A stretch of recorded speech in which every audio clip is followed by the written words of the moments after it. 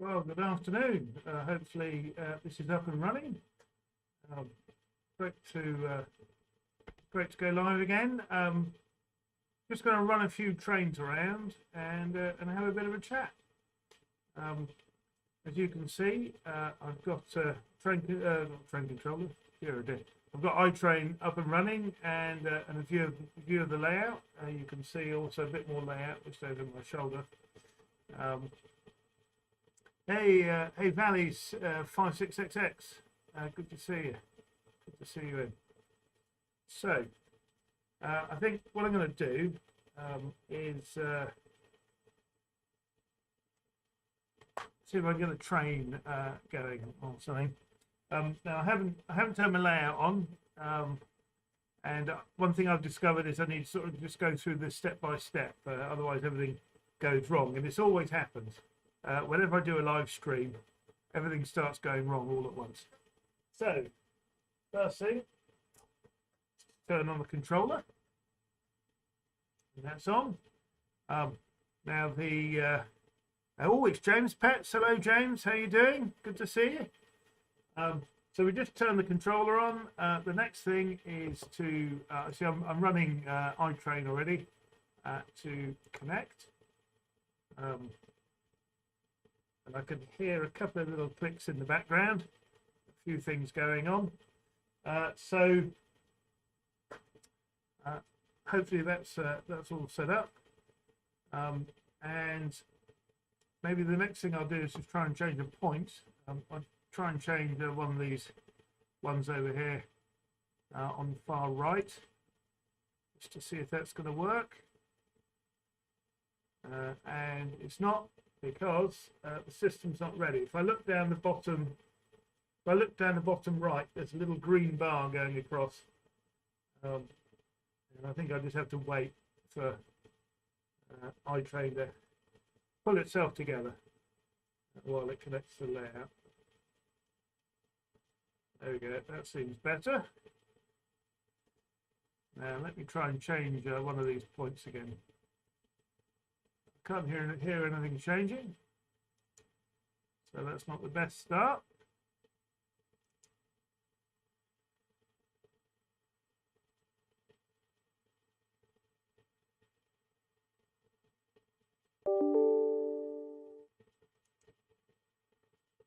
Right, so let me wonder, why is it not connected up? Let me try again. I will disconnect it. Now, I could have done all this before the stream started, but I sort of thought this is it's fair to demonstrate this. There we go. So I pressed connect. I heard a few clicks. What's a bit curious, normally at this point all the point motors start kicking off.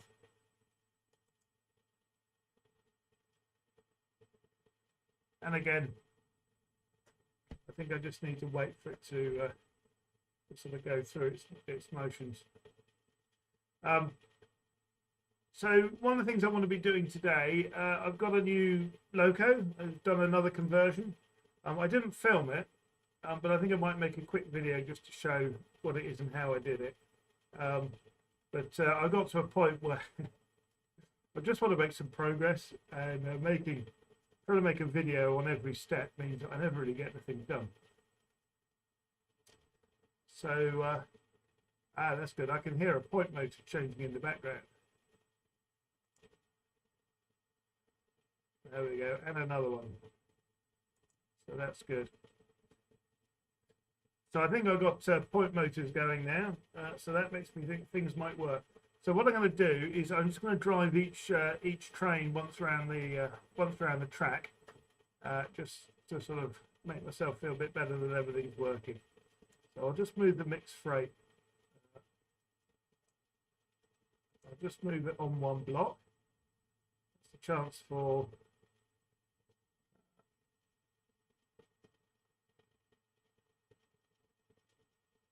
there's something moving in the background. Yeah, there's a train moving. So there's just a chance to make sure that the trains are running. So that's good. James says, I'm well, how are you? Yeah, I'm good, James. I'm really good. Um, how was your weekend? I went to the Southampton show at the weekend. And I ran into who did I run into? Bob Fuller. So it was nice. We had a good chat. Um, I'll tell you a bit more about uh, what he drew my attention to while I was there. Right, I'll keep that mixed freight going all the way round. You're brave to prove of trains moving. Yeah, it's nice when something happens, isn't it? Right, so the mixed freight's going to lane 1. I'll move the class 50 round to lane 2. And I'll move the passenger express round. Gonna go somewhere.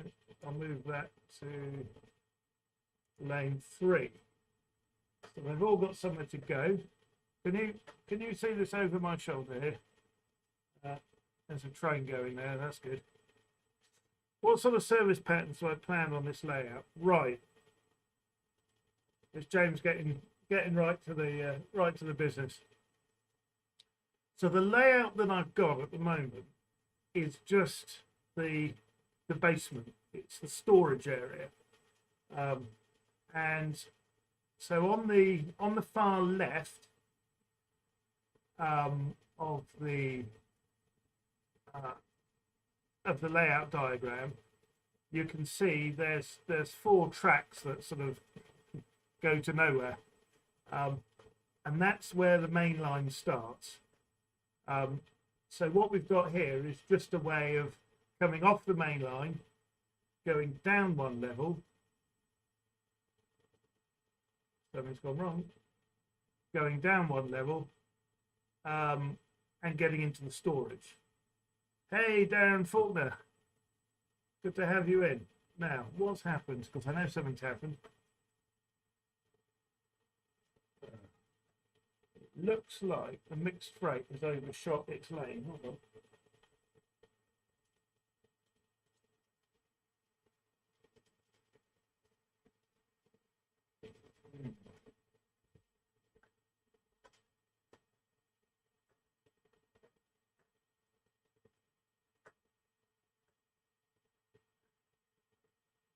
So that's a good question for me.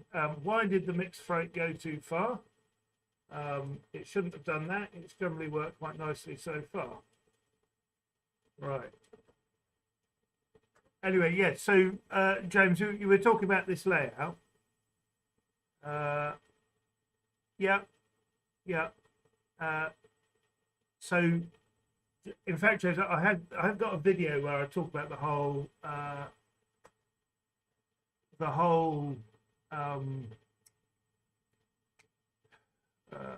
layout plan. But basically, those 4 tracks, it's still going to be a single line that's sort of twisted over on itself and sort of folded round once. So the 4 tracks will extend along that length, and it'll then split into a double track that goes around the rest of the layout, but it's sort of folded over in a way that it's actually one single track. So the idea is I want to be able to have lots of different trains following each other around what is basically a single loop, but it'll give the impression of a 4-lane main line that splits in 2 directions.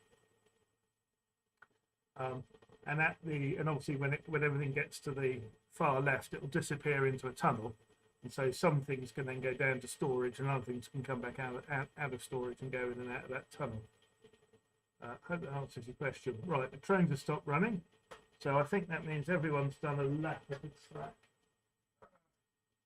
Hopefully that's good. Now I've got my new train in lane 7. You see it says branch passenger. So what I can do is I'm just going to get everything else running, and hopefully that will be some trains whizzing around. and then we'll start looking at the branch passenger. I always find this really disconcerting because everything's happening behind me and I can't see things going. I know there's something working now because I can hear it. Right, that's all whizzing round, so that's good. Now, I think the branch passenger does work. I've done a calibration on it. It seemed quite a good speed curve. In fact, I can show you the speed curve, can't I? Let me show you. Locomotives.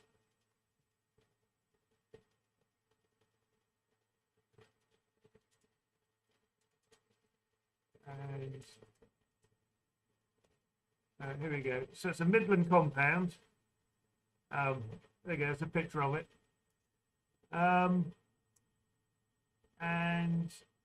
what have we got? Oh dear. Looks like the mixed freight's overshot again. Why does it keep doing that? Does it need to be recalibrated? Oh.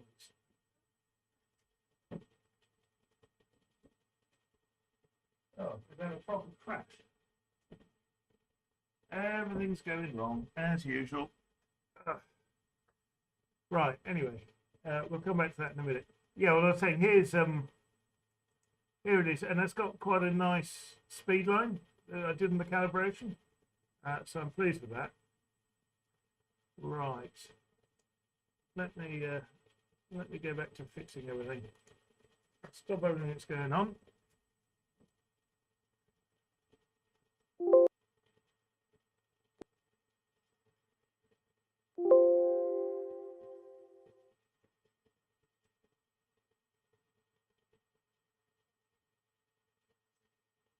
Oh dear.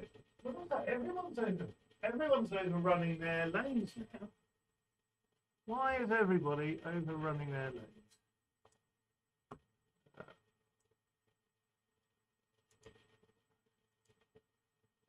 Why is the mixed freight trying to do something he's not? I'll just tell him to go there. Tell him to stop. Right. I want everyone to stop, please.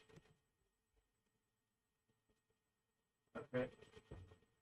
Well, we've got a real disaster here to pick up. This isn't what I wanted to be doing at all on this stream. I thought this is all going to run nicely. And I'd be able to start playing around with schedules to get this new loco going nicely.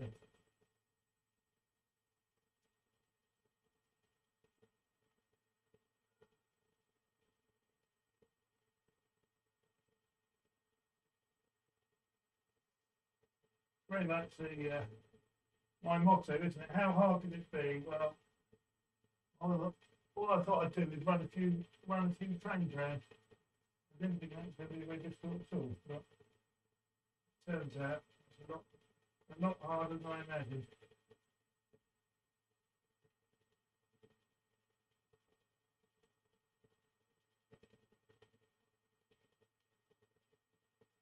Right. Hopefully things are running a bit better now.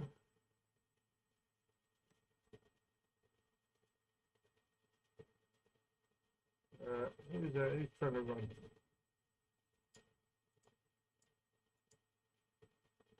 Right. Everything's stopped.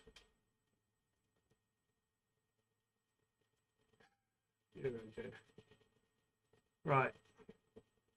James says, oh, is that a Union Mills model? I don't know what you mean by Union Mills. I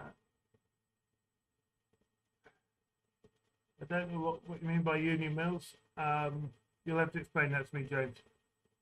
Now, you're asking about the branch line. Well, to be honest, I mean, there is no branch line at the moment, but that's just me. I've just said branch passenger just to designate a different sort of train. But there will be a branching line. So what I've described to you is a main line that sort of whizzes round and round. But there'll also be a double track that comes off that goes up a helix to a higher level, and then works its way around the sort of the edge of the room, and ends in a terminus. Union mills are small scale homespun manufacture of energy. Oh right, okay. I've not come across union mills. I'll have to look that up. Do they make stuff at the moment? Right. Let me see if I can get this train going.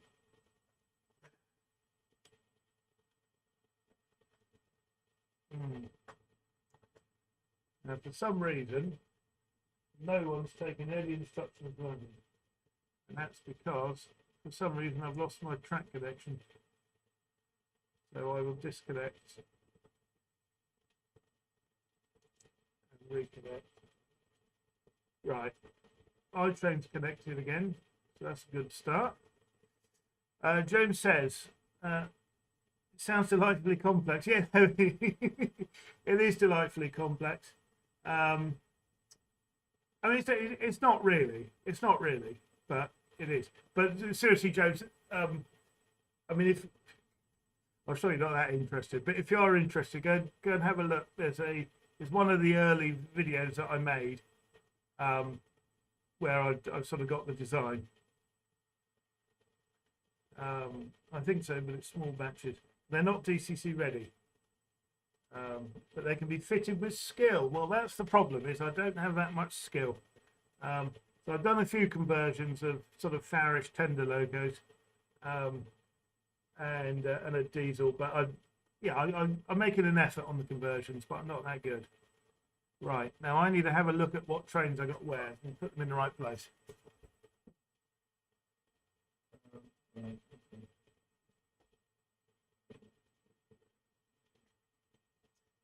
So the class 50 is actually over here.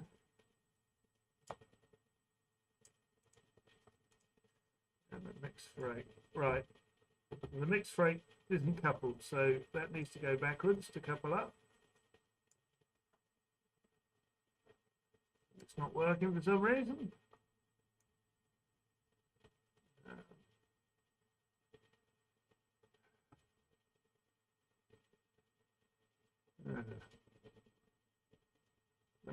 Let me just have a little look.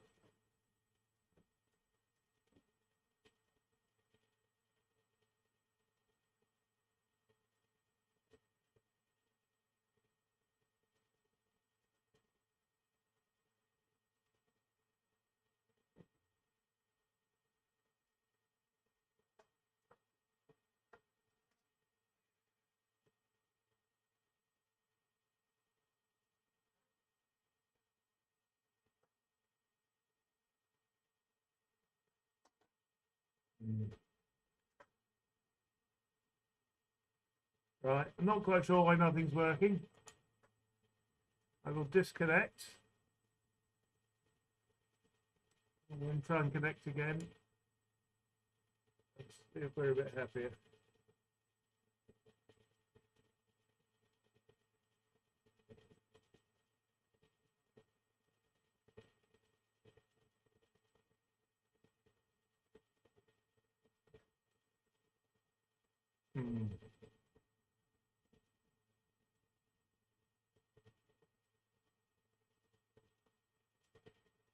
Well, it may well be the reason everything overshot is because for some reason we lost control of the locos.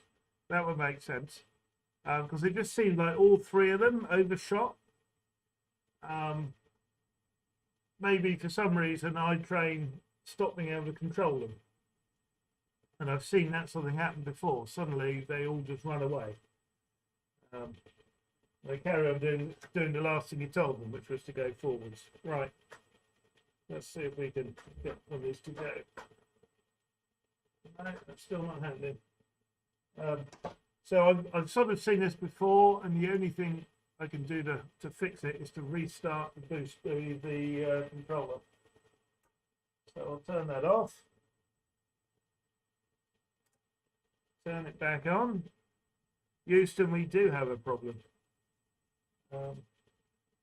Right. That's back up and running. That's back up and running.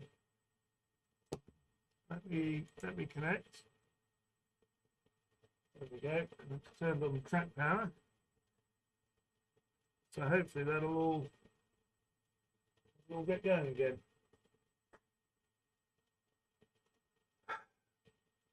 Yeah, I've got to say, if things randomly stop working like that, you're not going to have much progress at all. It's going to make it all go wrong.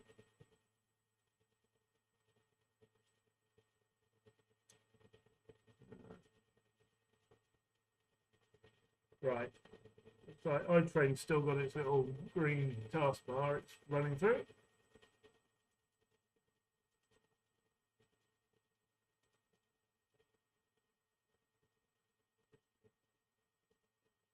But I think getting everything going sort of one step at a time is the way to do this. It just sort of makes everything feel a bit happier.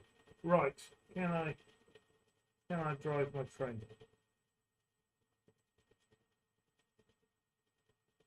That's not very hopeful.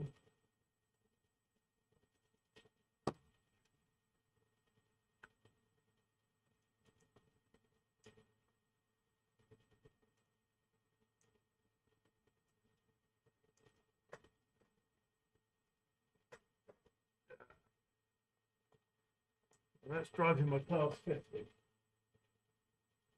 So driving the class 50, well, that's a good thing. It wasn't quite what I thought I was doing. I expect it to come off the track.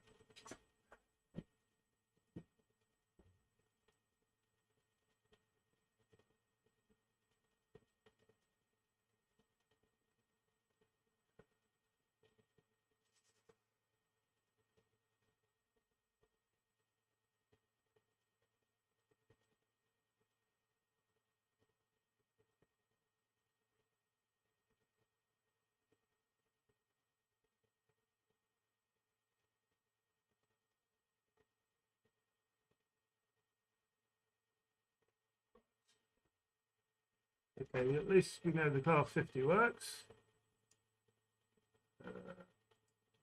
Drive the 8F. Drive that backwards. That's backwards. Good.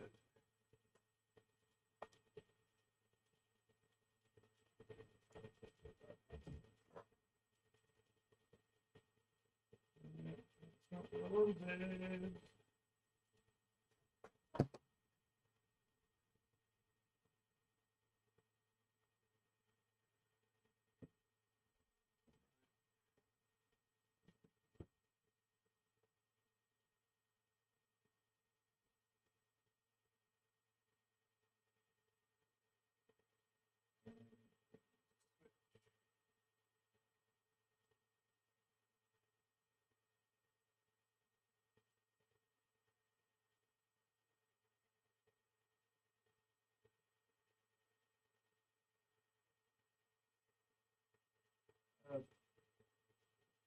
Right.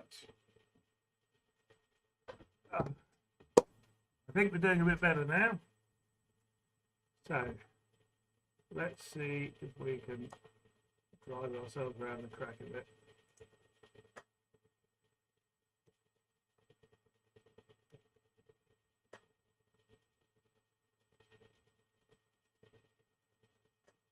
So the mixed freight should be running around now. Yeah, that's setting off.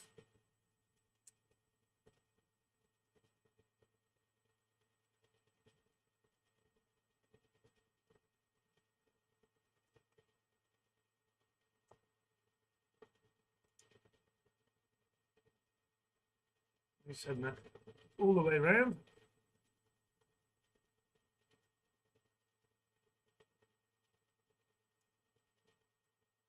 And then send the class 50 all the way around.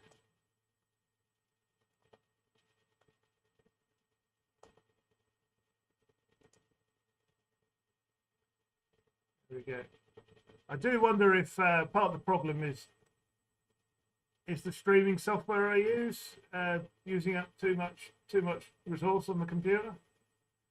That wouldn't surprise me. That wouldn't surprise me. Right, and let me send the passenger train round as well.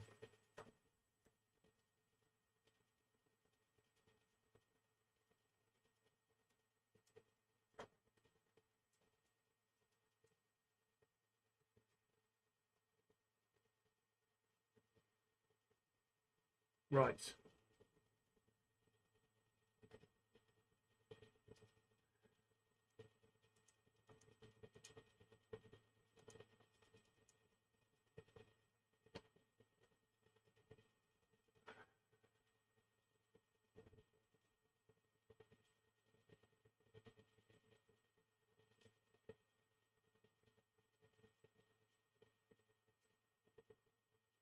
Something's gone wrong again. Not sure what it is.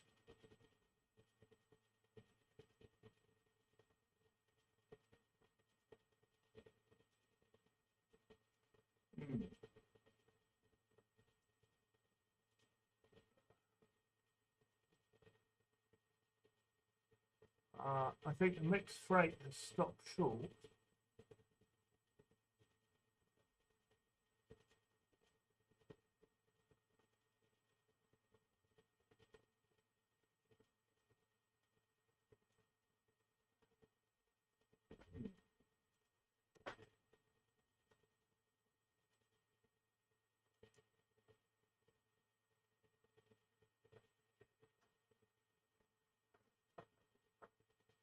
Not sure what happened there.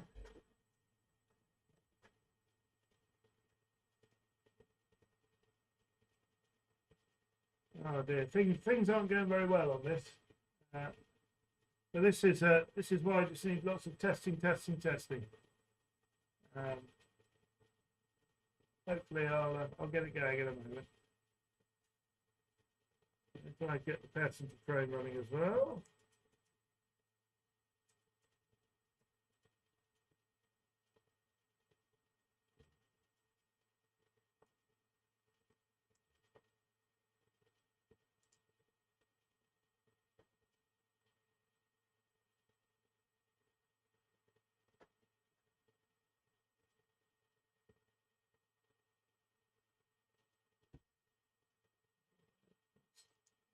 Working, is it? Tell it where it is. Now we'll tell it where it is.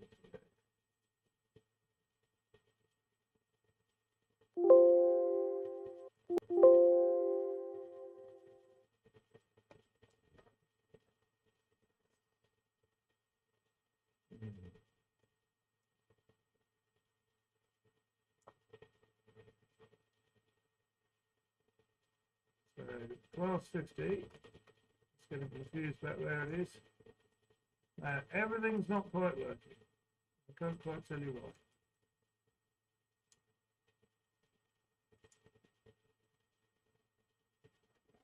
So there's a few interesting things happening here.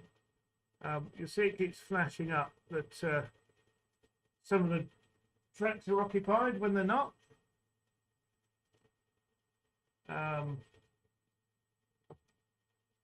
don't quite know why that is. But that obviously confuses the heck out of iTrain.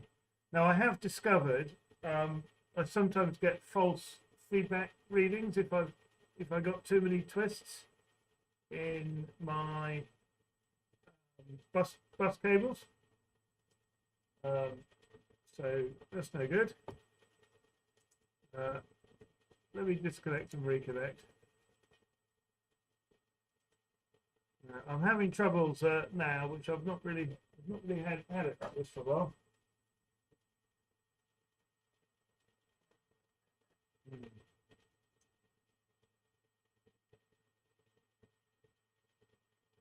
Hey, market. What am I doing for block detection? So I'm doing.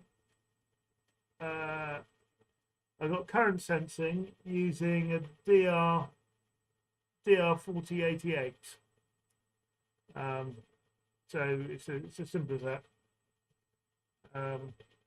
And I've got the sort of kit, so they're linked up using what is it? SATA, and then the final bit of the link is LocoNet, going back to, I've got LocoNet going into my DigiTracks. Right, let me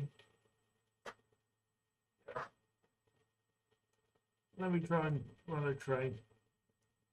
I think I'm going to have to just sort of do one at a time until I get to grips with what's going on.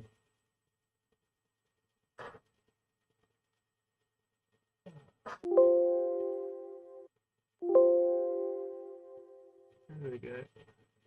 So I've had false feedback on here.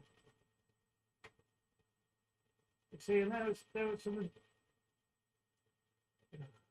What is going on?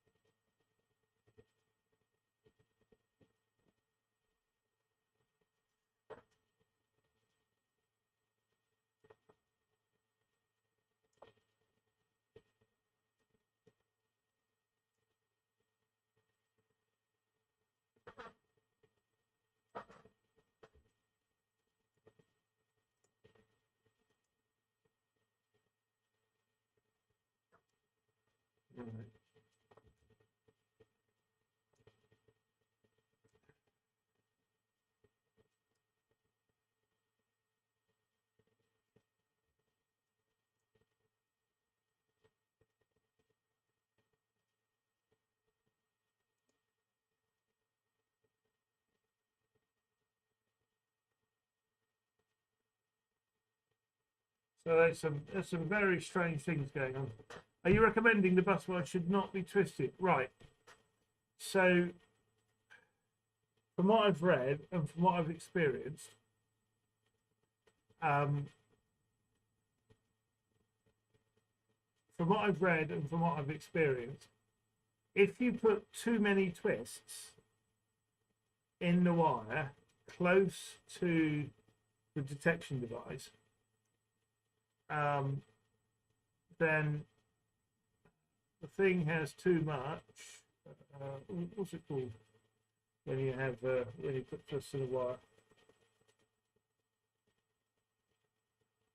Impedance, not impedance. Anyway, it's that can give you sort of false feedback.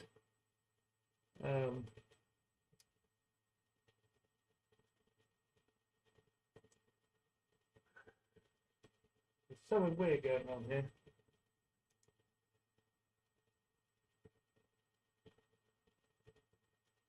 So my track status bar keeps flashing. I don't know what that means.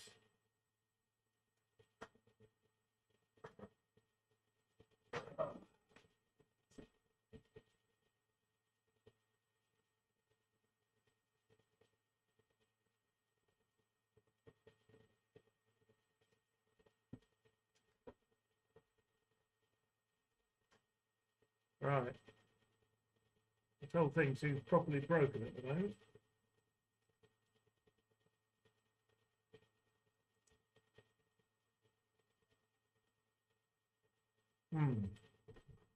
Okay. You've never twisted the wires.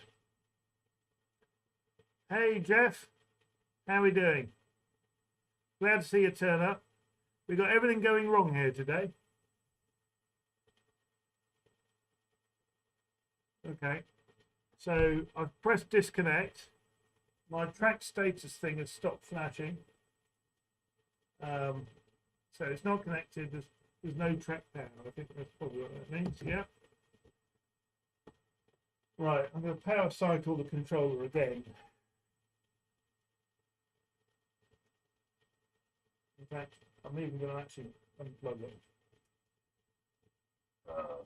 Unplug the power. I don't want to think there's a problem in my DigiTracks controller. I don't want that to be what's going on, but that may be it. So going back to these sort of phantom feedbacks, these false feedbacks. So one of the things I did recently, and you can tell me I'm wrong. One of the things I did recently is I changed the voltage the track voltage. Obviously, my controller's got a scale setting. So from O to double O, or HO, it's American, to N. Now, if it's N, I think the track voltage is about 13 volts. If it's double O or HO, the track voltage is 15 volts.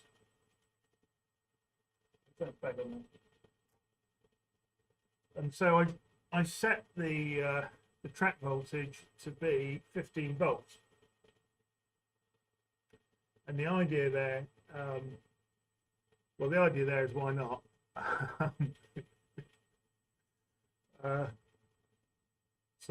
Anyway, that's okay. And the trains run, and that's fine. But that obviously meant there was an extra couple of volts on the wires. And as soon as I made that change, I started getting a few false feedbacks. And I got around those by just taking a couple of twists out of the bus wires.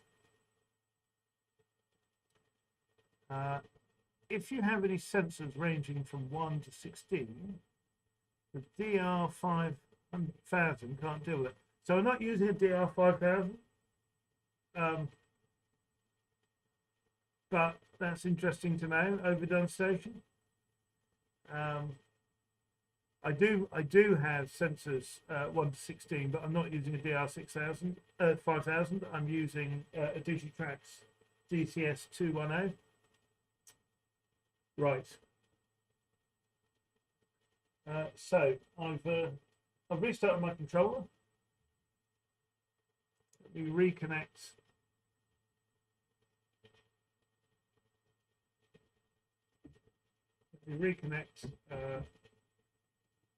iTrain. I've done that, and I think it's just going to have a little thing. It decides it's ready. And so now the track status light's flashing. So I'm a little bit worried. That means something's broken. It's not happy. So this may all come to an end. I think this stream, I was imagining we'd be running some trains around, and I'd be talking about my new logo. But I think what we're actually doing there, yeah, track status isn't good. So that's part of the problem. What we're actually doing now is we're looking at what the flashing track status light means on the Digitrax system, and I'm going to have to go and get the manual.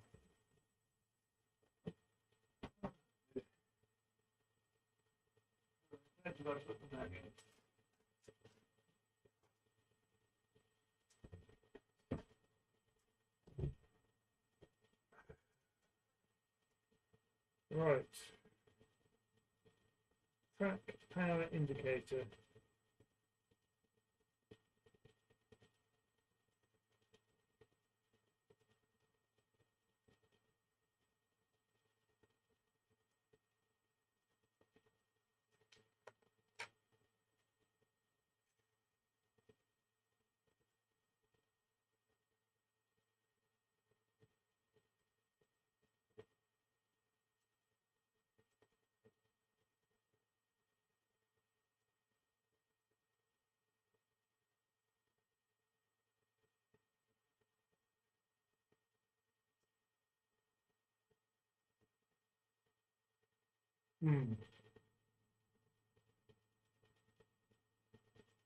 Now, I suppose what it could mean is it's shorting out, and that's why it keeps turning off.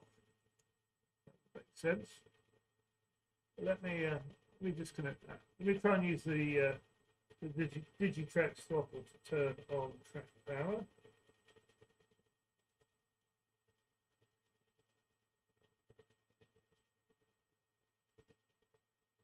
Yeah, it's as if there's a short.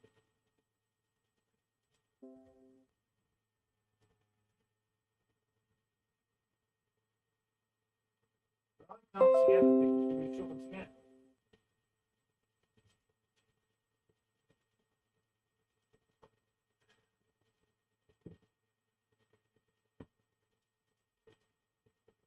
Let me take all my logos off. See if one of them is causing the short.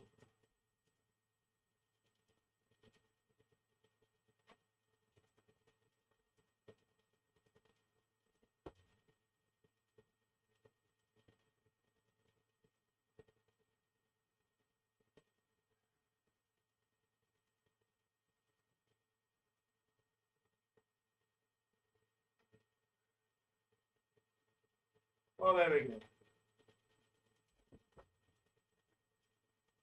Oh, close iTrain and restart it. Okay, so what's happened? I've taken one of my locos off, the Passenger Express. It's a Jubilee, and having taken it off, I've now got sort of track power. You turn the track power off. Yeah, turn it back on. Happy. Okay. So track power's off. If I now connect to iTrain,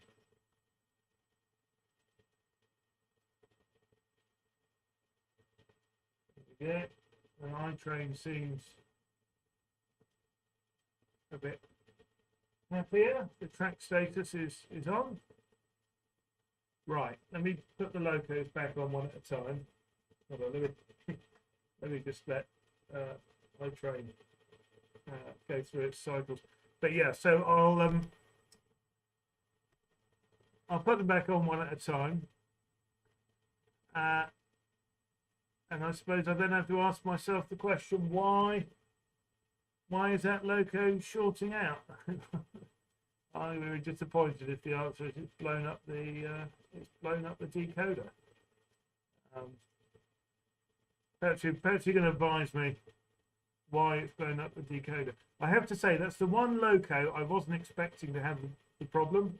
That to be a problem, because all the other locos, I've done a conversion myself or something like that. But that's the one loco that I haven't really touched. I've just put a decoder in it, and off it went.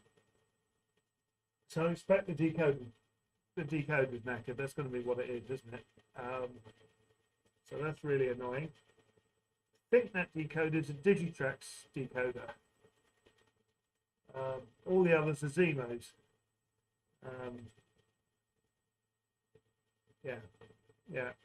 I've got Zemo sound decoders for all the others. So I'd be disappointed if one of those is blown up because they're expensive. Right.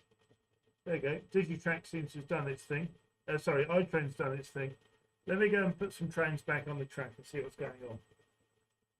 Do you think European stock, such as Fleischmann, is better quality? I don't think about Fleischmann, to be honest.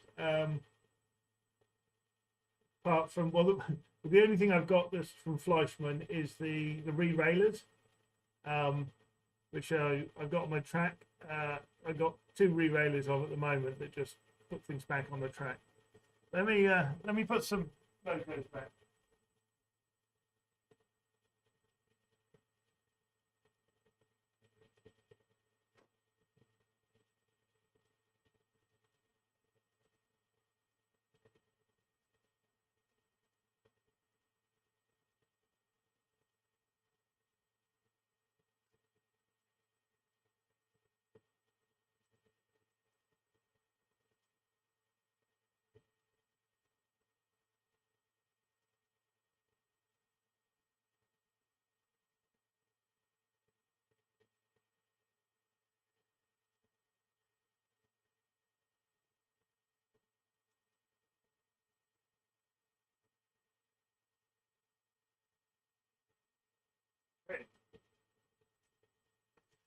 Well, that's 2 logos on, and still don't seem to have that problem, so that's good. Let me run the class 50 round.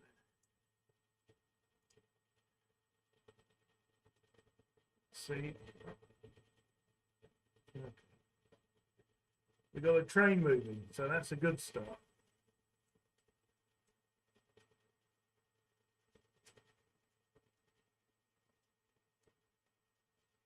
Okay.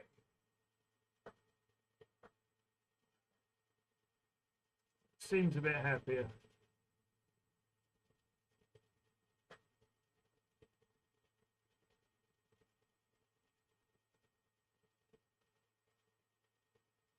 Dear, dear. I got to say, my live streams generally don't go very well, but I've never had one Have it go this badly. Yeah, it sounds like. Well, I've never had a decoder blow up before either. I suppose it feels like a bit of a rite of passage. I don't quite understand why that should have happened. Welcome your advice. Yeah, that's pulling into. That's good. That's pulled in. Right. What's next? Let's see if we can move the mixed freight around the layout. That and then going wrong.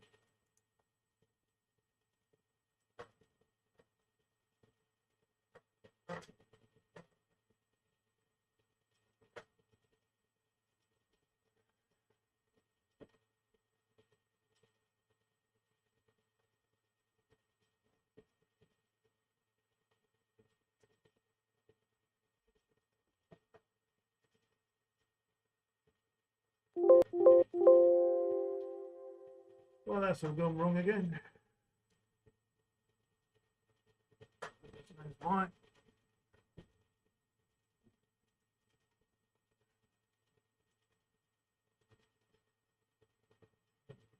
Properly on the track.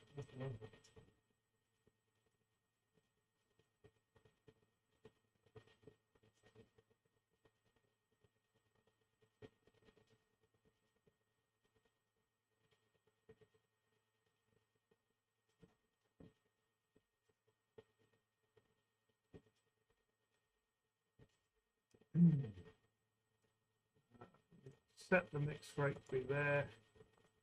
If I back it into. If I back it into lane 3.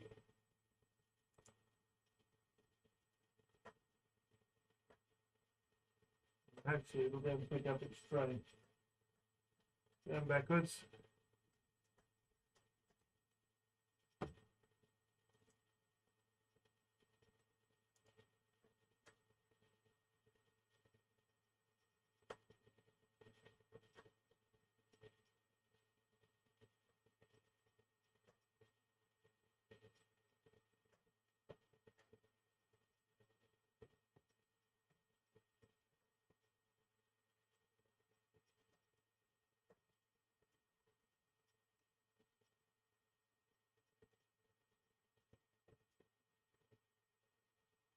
Right, let's try again.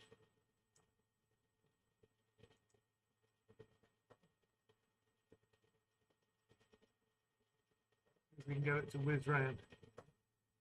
Oh dear.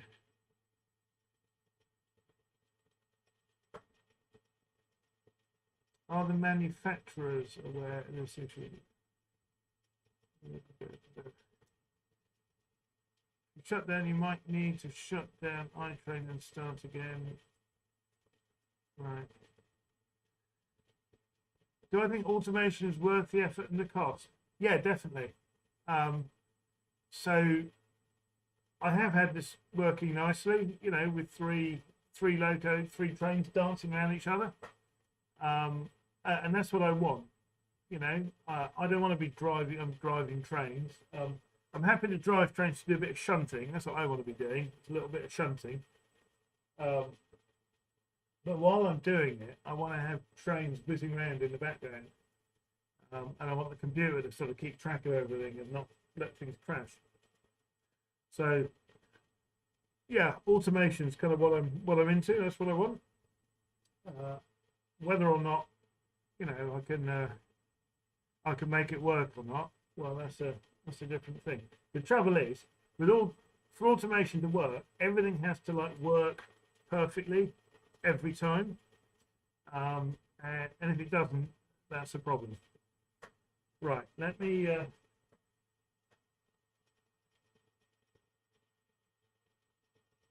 That's good. Let me sort of whiz the class 50 around again.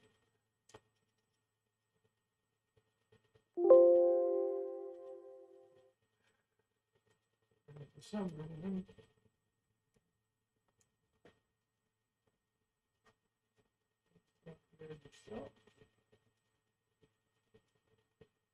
so this is interesting. Whenever whenever that runs into the back of a point,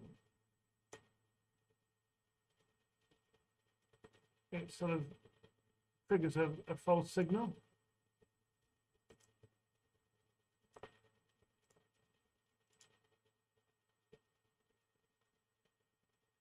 Yeah, you love my automation. There's no way I'd run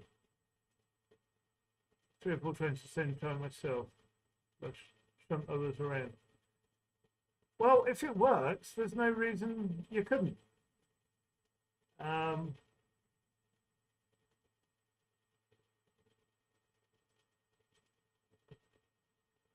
Yeah, it's got to be reliable. That's the thing. It's got to be reliable. Right. Let me miss a few trains around.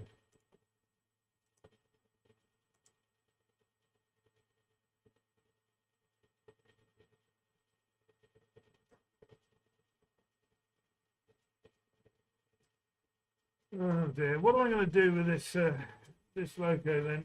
Let me have a look. Look at the decoder, see what's happened.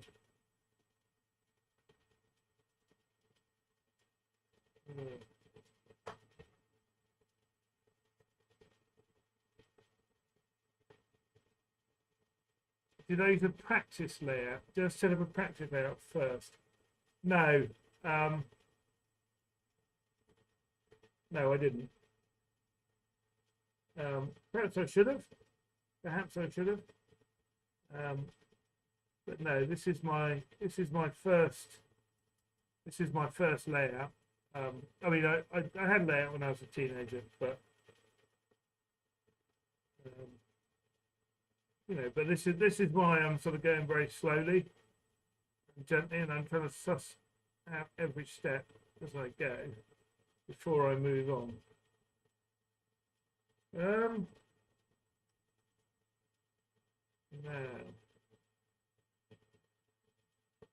I'm trying to remember how all this works.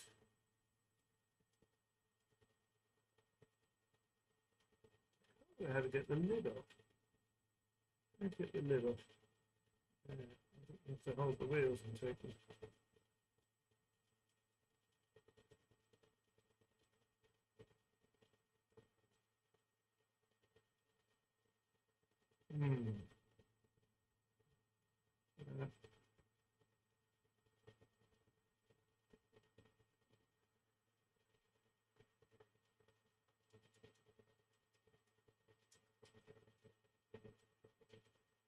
Every day's a school day with automation. Yeah, no, you're right. Okay, I can't remember how to get the lid off this this loco. iTrain's very good. Once you set up the basics, you can tweak it more and more. Yeah. No, I approve of iTrain as well. Right. For some reason, my mixed freight keeps appearing in the wrong place.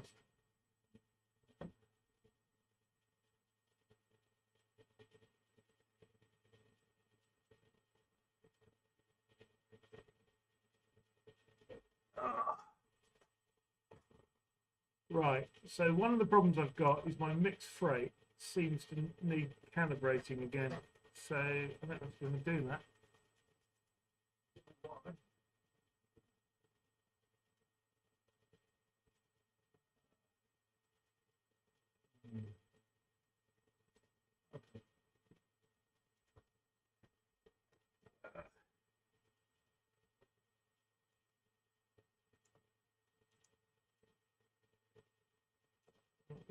Change where it is. Right.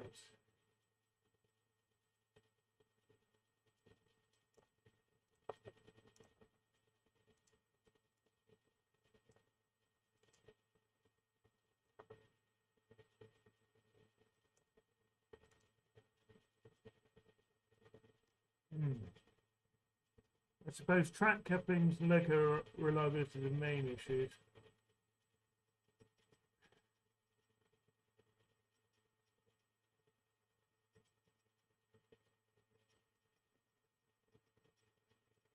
Yeah, Jeff, what do you think about Railcom?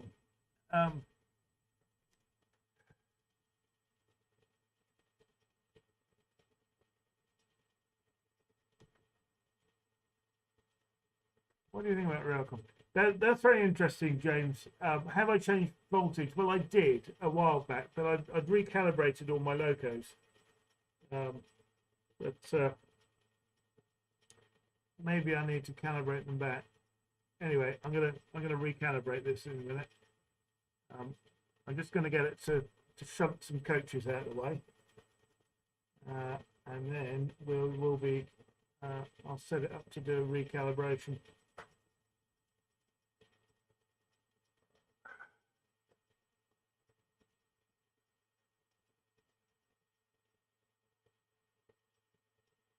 Yeah. Yeah, perhaps I should have built a different layout to start with. I know people sort of say that, but I was keen to get going. But but this is effectively my test layout. It's just a loop with a bunch of sidings.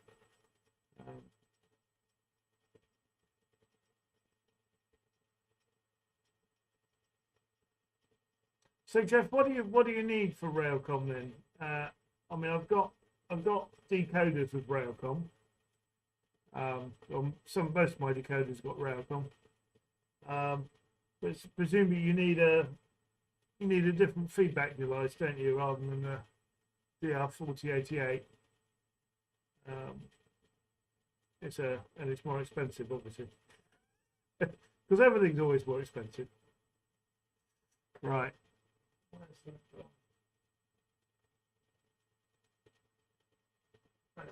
That's picked up that train.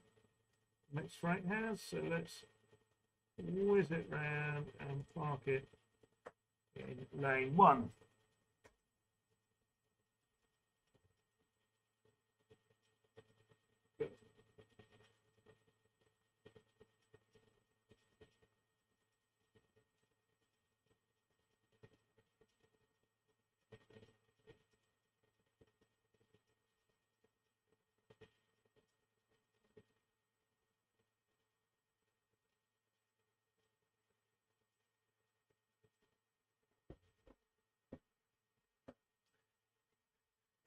Okay, so I need the, yeah. What's the RC at the end? What does that mean? Are there different versions of it? Is there a LocoNet version of it? Let me look it up.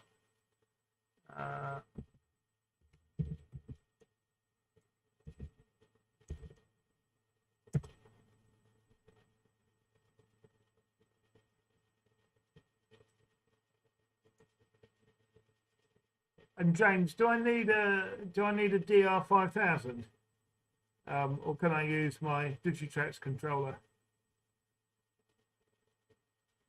All right, RC SAS or Railcom. Yeah, that makes sense. All right.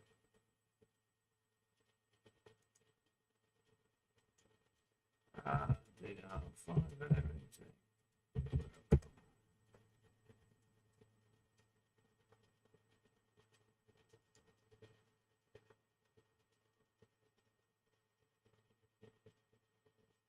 It's just one version.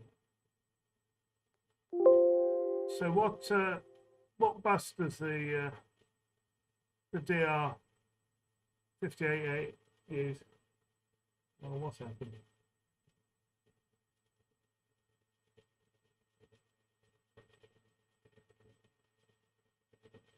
Right.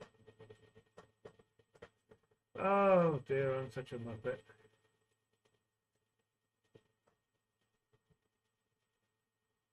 You don't need a DR5000.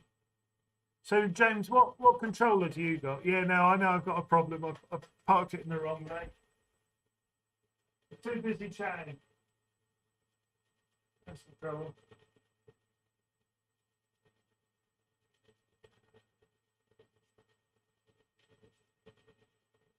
Oh.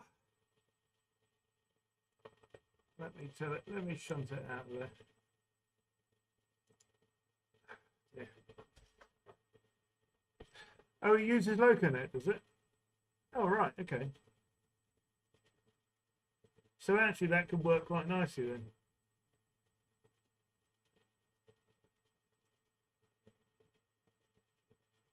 right, so I'm just going to change out my 4088s for 5088s, and then I can use Railcom. There's a kit built located command station. Oh wow, James. Yeah, I don't think I kit build my controller, but you know. Right, why is that not running?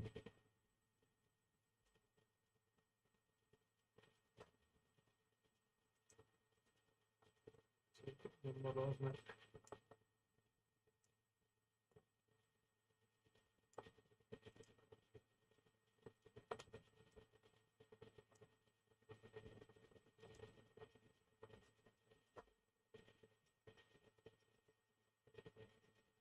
But you really need Railcom in places where you physically place locomotives on the track. Right. So otherwise, yeah, you see that I'm with you on that, James. I was sort of, well, why do I need that? But I don't know. It's constantly getting confused and so on. So, and that's interesting. It's interesting. I've noticed you get false feedbacks whenever you have a short, or I'm getting false feedbacks whenever I have a short. Okay. Right, that's on its way around.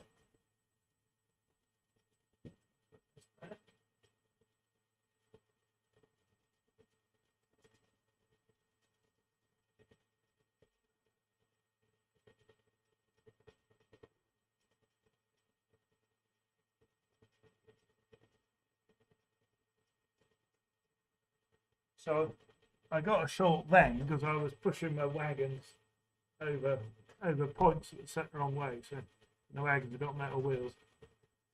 Right. Try again. Put that in lane 2. It's free.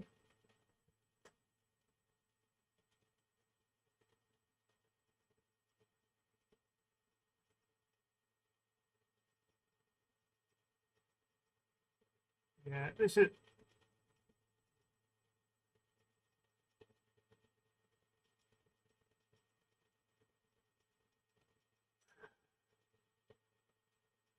Some accessories may not be compatible with Railcom.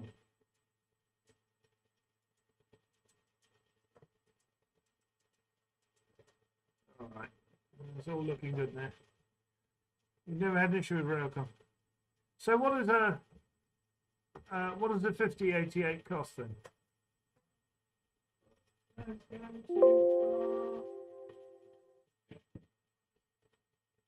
Right.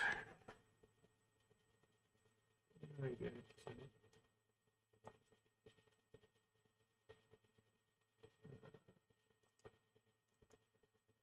Right, that definitely needs recalibrating.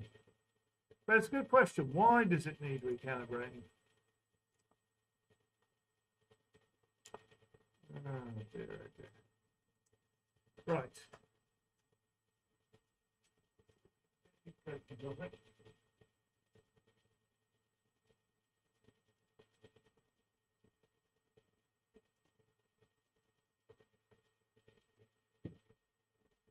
Then we can whiz it round to set it up for some calibration run.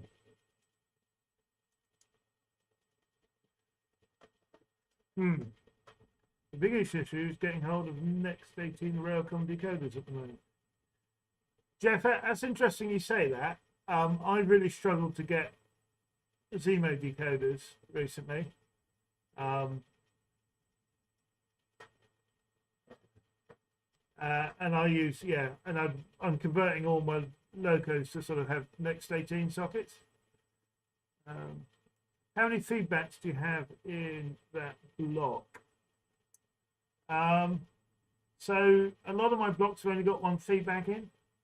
Now that's partly because I was experimenting with using optical feedbacks. I think I've kind of concluded that, you know, that's not going to be very reliable. I mean, There we go. You know, when the sun shines, there's more infrared flying around the room, and then, you know, the things are sort of detect. So, and getting all these false signals just confuses the heck out of everybody. So, I don't think that's a good thing. So, yeah, I'm not sure I'm going to pursue the optical thing. It was fun having a go though. It was fun having a go. Right. So I've got my loco in place for a calibration run. I set points for a calibration run. So I normally do calibration across lane 4. 1, 2, 3, 4.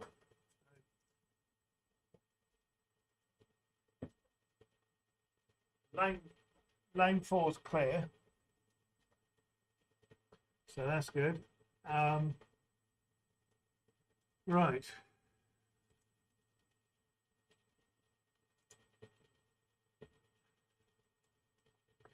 So let me right.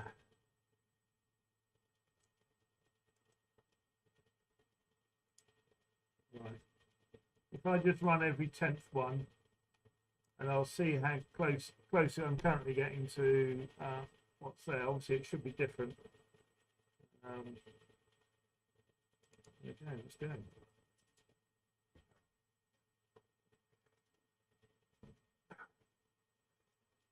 Better have 2 feedbacks and siding, or 3 in the station area, in my experience.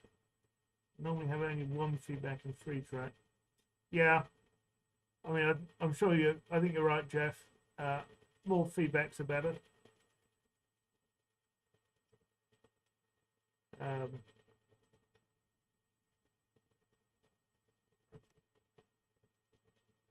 Now look at that top. Oh God, what's gone on there? Going backwards, it's gone proper. That's no good.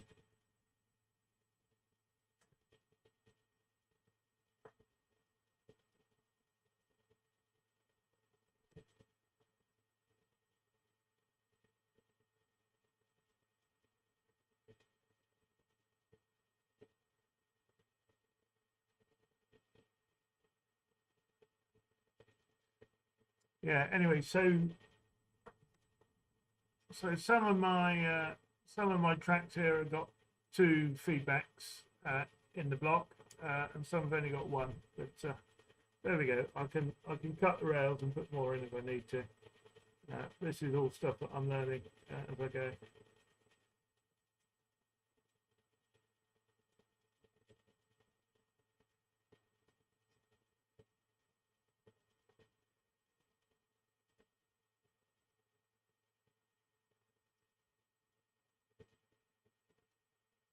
Oh yeah, yeah. No, Jeff, I'm sure you're right. More feedbacks, the better. Now, what's going on with this speed calibration? Forwards, it still seems to be on the line, but backwards, it's all a bit of a mess.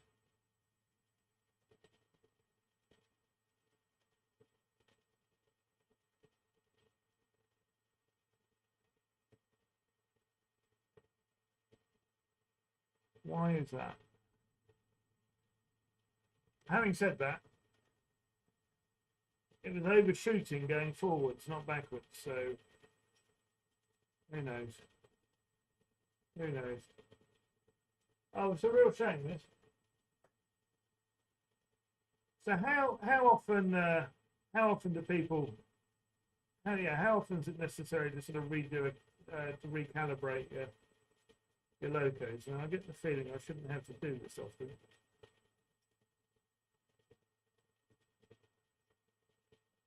Yeah, see, going forwards is bang on.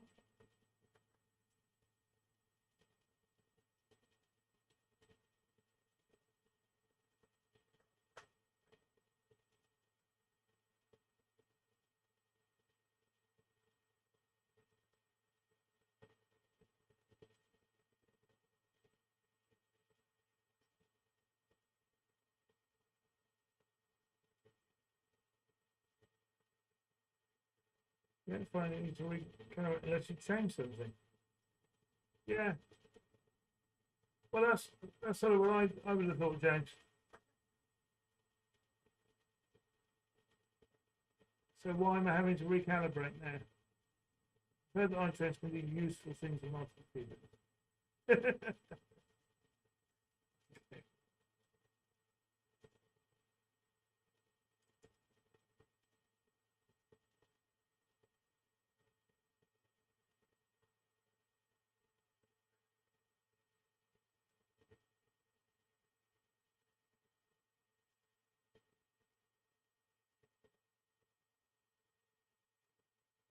I don't recalibrate them unless I've changed the chip.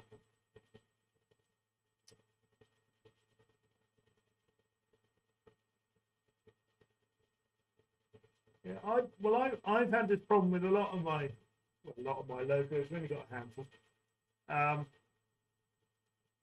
but I've found that they don't run at a consistent speed. They do for a while, and then they decide they're going to go faster or slower. And that's not really making sense to me because, with the back EMF, it's actually measuring the rate at which the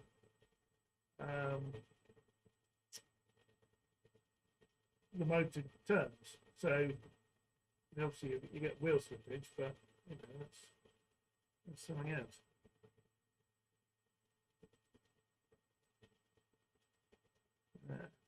Now at the slower speeds, it's measuring it as going slower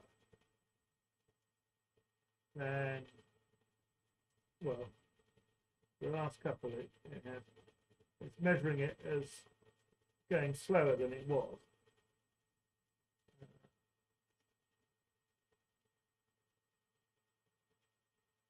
Back EMF doesn't reliably adjust the differences in motor temperature.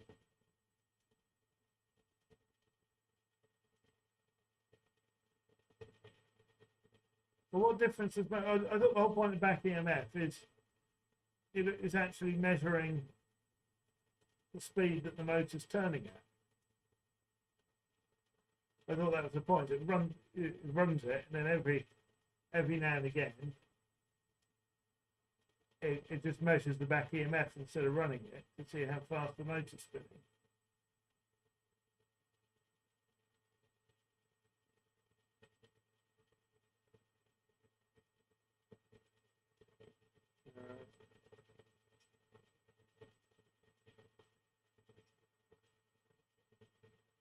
Yeah, I don't know, Haymarket, about the Bluetooth decoders. I'm pretty about it. I think the bottom line is it's just a different way of communicating to the loco. So yeah, but we've already got a way of communicating with the loco. The relationship between what it detects and the speed changes the temperature. I don't understand that, James. Can you explain that? What do you mean the relationship between what it detects and the speed changes the temperature? Does it? It's measuring the voltage. Isn't it measuring the voltage that's caused by moving the coil, the coil moving through a magnetic field in the motor? Does that change the temperature?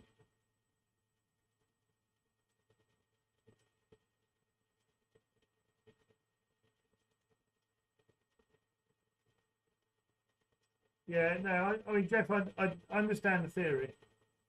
I'm not arguing with you. You're right. But I've had, when I've had this running nicely, I had trains stopping quite consistently. And then it's just everything gets out of calibration or whatever. I don't quite understand why. It dashed and on. All right, now we have to.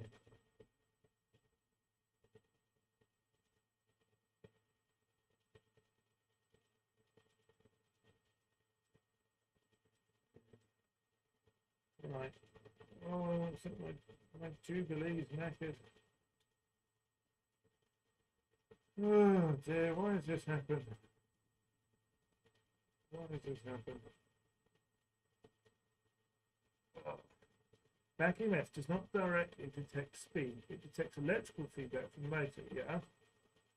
How much feedback one gets from the motor at any given speed changes with the temperature. How long does calibration take?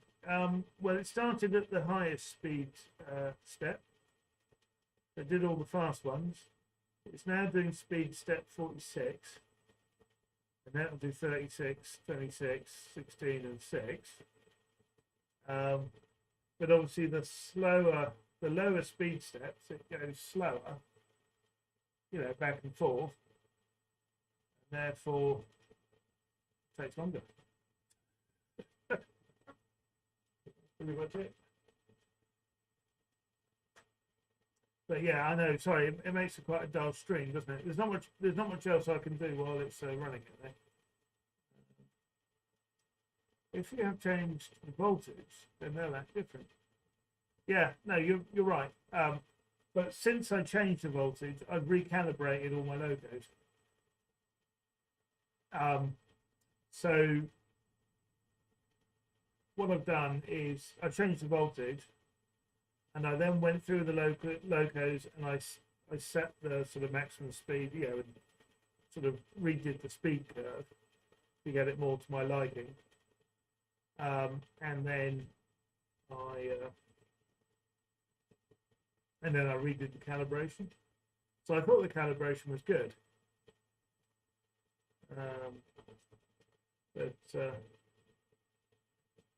Yeah. Now I'll tell you something. I'm wondering why, in reverse, I've got those 3 bad readings at high speed.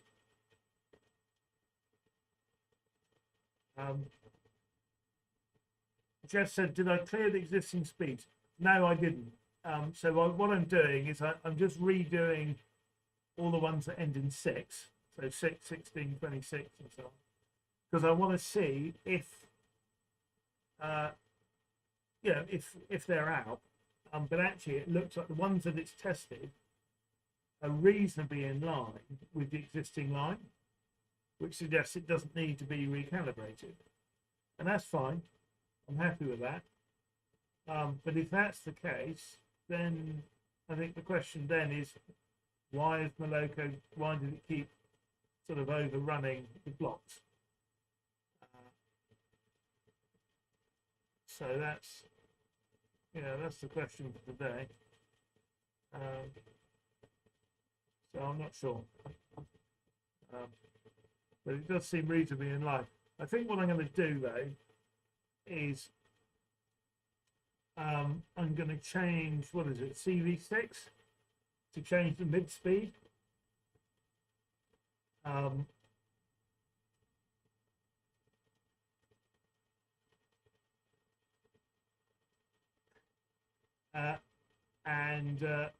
And then recalibrate. But I think I'd sort of prefer having a more linear graph.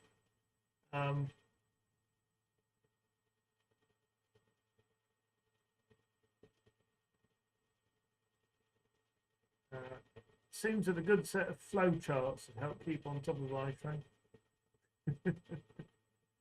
Yeah, no, Jeff, I get that. That's fine. I can, if I want to recalibrate, I can delete all the ones that I haven't done, and then let it work it out. But I think what I'm going to do,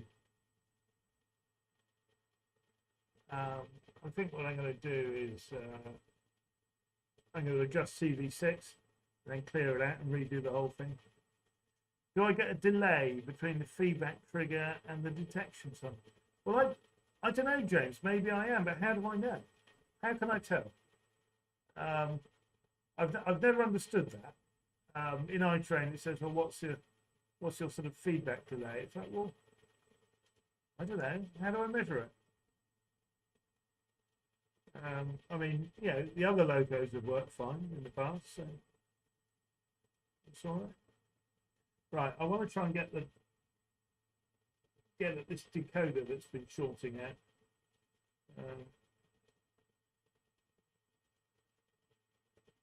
Yeah. This used to be quite a reliable loco, and now it's all. This is my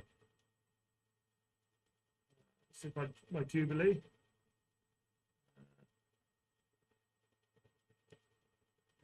It's not working. Overdone Station says, "Are you going from speed to none? Am I going from a sensed to a non-sensed piece of track?" No, except for obviously the points are. There's no detection on the points. Just put something on the track and see how long it takes the track to light up as occupied. Well, it would take sort of almost instantly. You know, there's not like a big delay. It's not like a several second delay. But on the the thing it says sort of 200 milliseconds or something. Well, I don't know. Is that right? There we go. We're nearly there. 26, 16, and 6 we're going to do.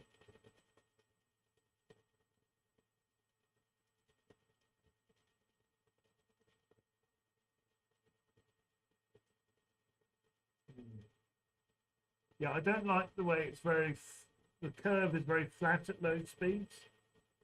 I'd rather it was a bit more linear. I mean, maybe that gives it a sort of slower getting going, but where's the best place to put the sensors? In the track middle? Well, I think so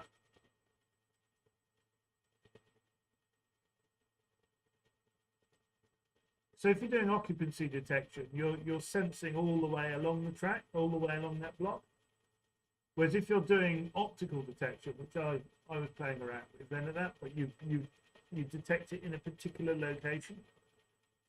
So it's a bit of sort of one and the other, really. Put a sensor on all of your points, then you won't have voltage differences. Well, it's the same. It's the same voltage. Maybe it's not. There's a question. Does the occupancy device give you a voltage drop?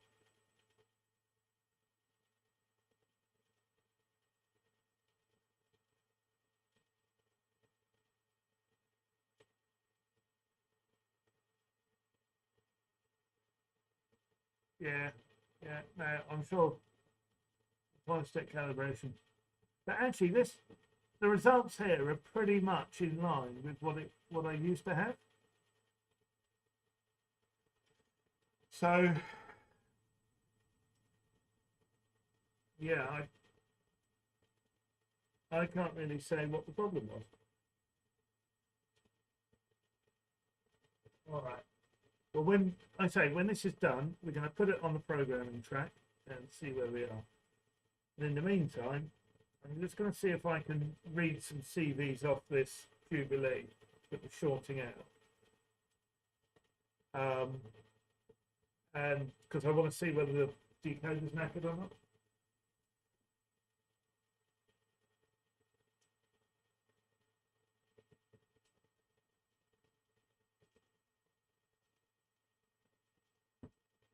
If I can read and write CVs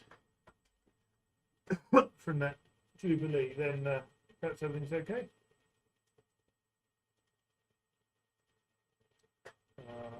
Right.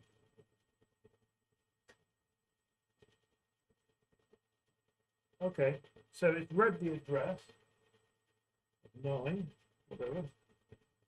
Read the 4-digit address. It's read that properly.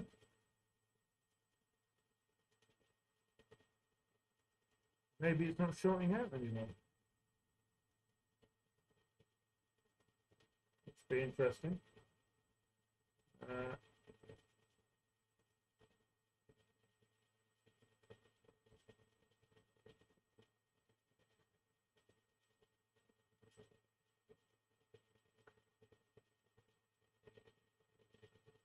minutes.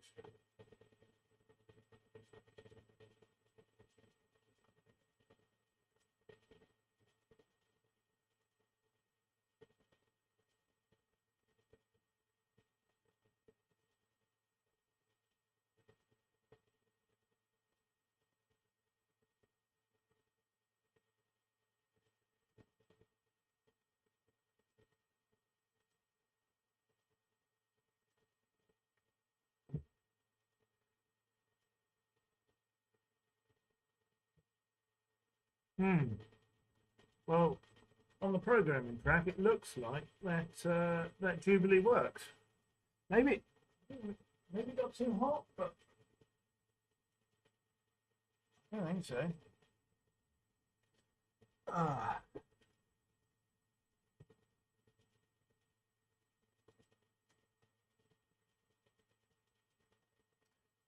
Yeah, so Jeff, I'd have thought I wouldn't expect there to be a voltage drop because, like you say, it's current sensing.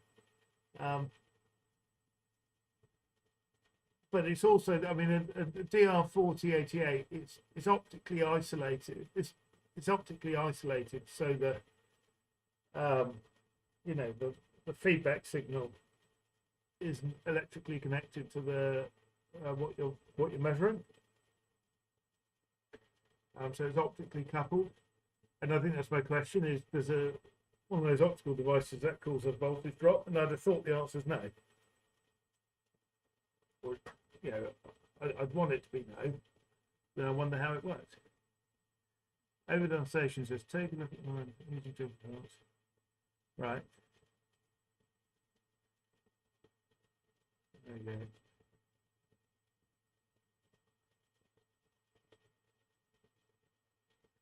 Yeah, James is saying, is it certain bits of the track? To be honest, I didn't have that. I didn't have this problem until I started this stream. As soon as I started stream, everything breaks. Oh, what a nightmare! What a nightmare. Yeah, I mentioned at the start of the stream, but you may not have seen it. Well, I went to the Southampton show yesterday, and anyway, Bob Fuller, who's done all the iTrain videos, he recognised me, came over to say hello. We had a good chat. One of the things he pointed out is I need to upgrade my version of iTrain. I'm not on 5.1. I'm on 5.0, and apparently there's lots of new features in 5.1. So that's obviously a good thing.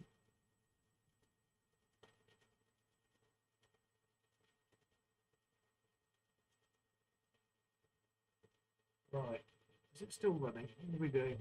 We're going backwards on the final. This is the final run of this calibration. So it looks like it's calibrated pretty well. It looks like it's calibrated the way I want it to be. So I'm wondering what's been going on. It's just those. I'm going to redo those high-speed ones in reverse, I think, just to see if I can get a better result. I'm not sure why it's come out with that strange result. Yes, please update to the latest version. Well, yeah, no, I mean, that's because he and I, yeah, he came in, we were chatting, and then because he got his tablet and we started looking at it. And I said, oh, I haven't got that. It's got like a sound button at the top, on the top sort of button bar. And I said, oh, I haven't got that. And he said, oh, we're on the wrong version then. So all bets are off. Right. Yeah, I'll finish this. I'll finish this final calibration run, and then we'll be on the go. But I think what I'm going to do is I'm going to change the CVs on it, and then have another go. I'm going to set the mid-range one. I think I did this in the last stream, didn't I? As I calibrated this logo. Anyway, there we go. We'll have another go at it. I don't know. I don't know whether I'll keep the stream going till then, but yeah, let me redo the high speed ones too, just to be sure, and then I'll know what's going on.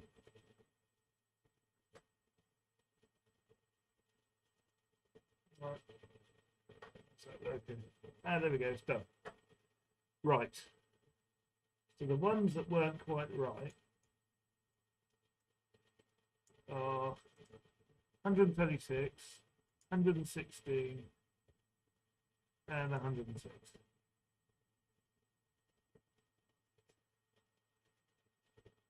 So let me do those again. Let's see what happens. Yeah, right. So there we go. So top speed now, both forwards and backwards are off the line.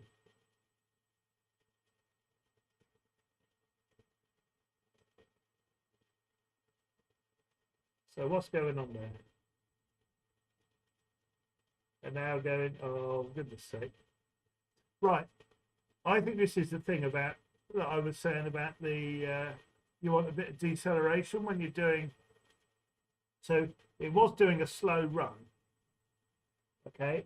And because it was doing a slow run, it stopped immediately before the test track bit. And so therefore I got a dodgy because it didn't have enough run up.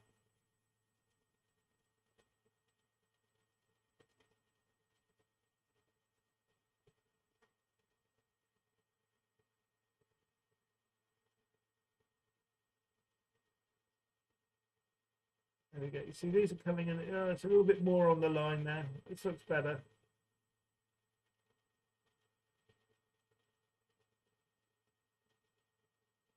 I have to say, I calibrated another loco a while back. Yeah, sorry, a while back, a couple of days ago, and actually I got the best results when it went from sort of low speed up to high speed, from high speed to low speed. Look, and now it's come up one that's out. Oh, that's no good. That's no good.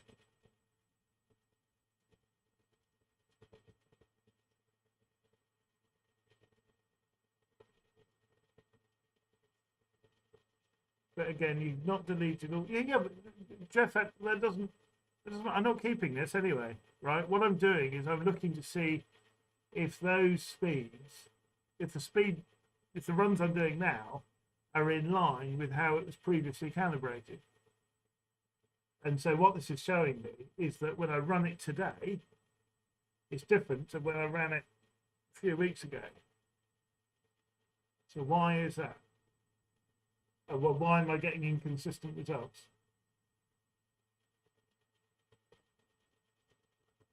Yeah, I can delete these entries, you see. There you go. And delete the ones that I haven't actually done. So it's not an issue, and then it can fill it in. Anyway. Well, hold on. I'll tell you what I want to do. I want to set my deceleration, which is CV. What's deceleration? CV4? Yeah, it must be. CV4. I'll set that just to a little bit. You know, just a 5 or something.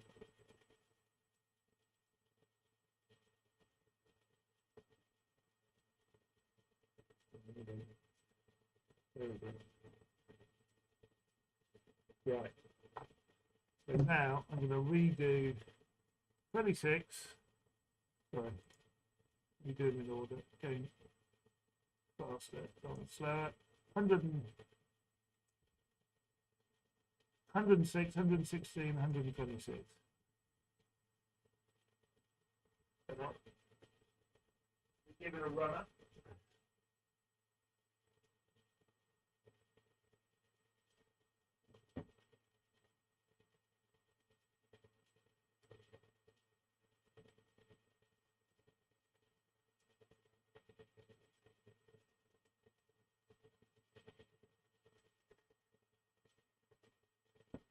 Okay. Right, so let's go.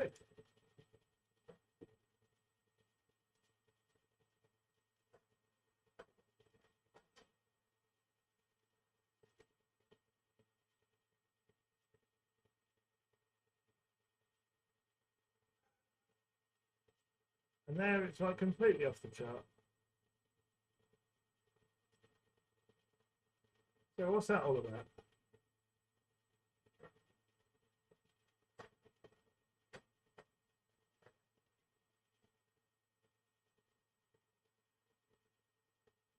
No, that's ridiculous.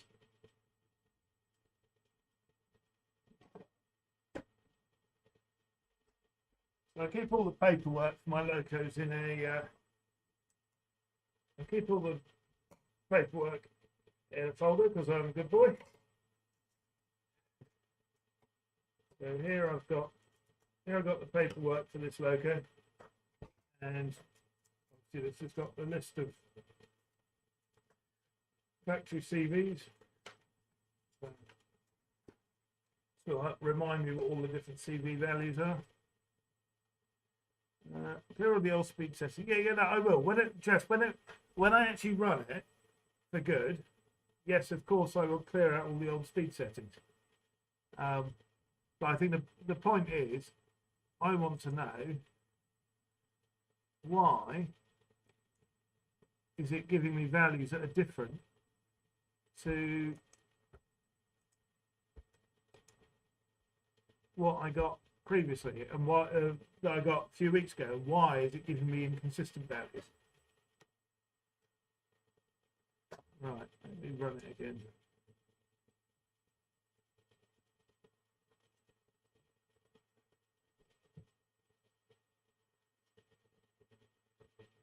Right. So that seems a bit more sensible. Does iTrain have a program facility? That's a good question, Haymarket. Apparently, I mean, James Petts is the guy to tell you about this.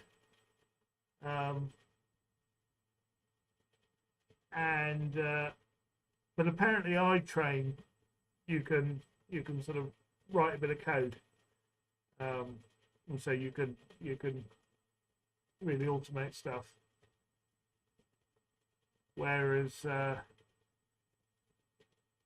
sorry, train controller, you can write code. So if you're a programmer, you know, that's great. iTrain apparently doesn't do that, but that's all a bit beyond my experience. Look, you see, why I'm getting these different results? Why am I getting all these different results? Come on, Jeff. Tell me why I'm getting all these different results.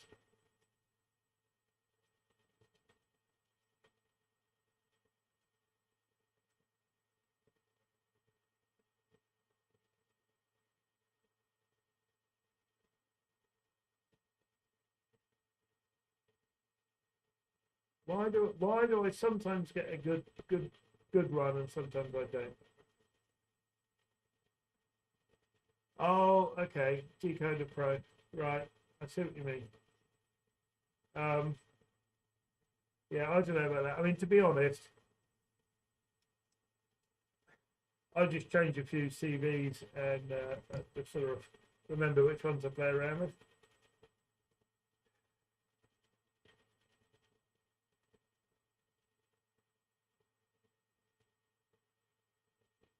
Right.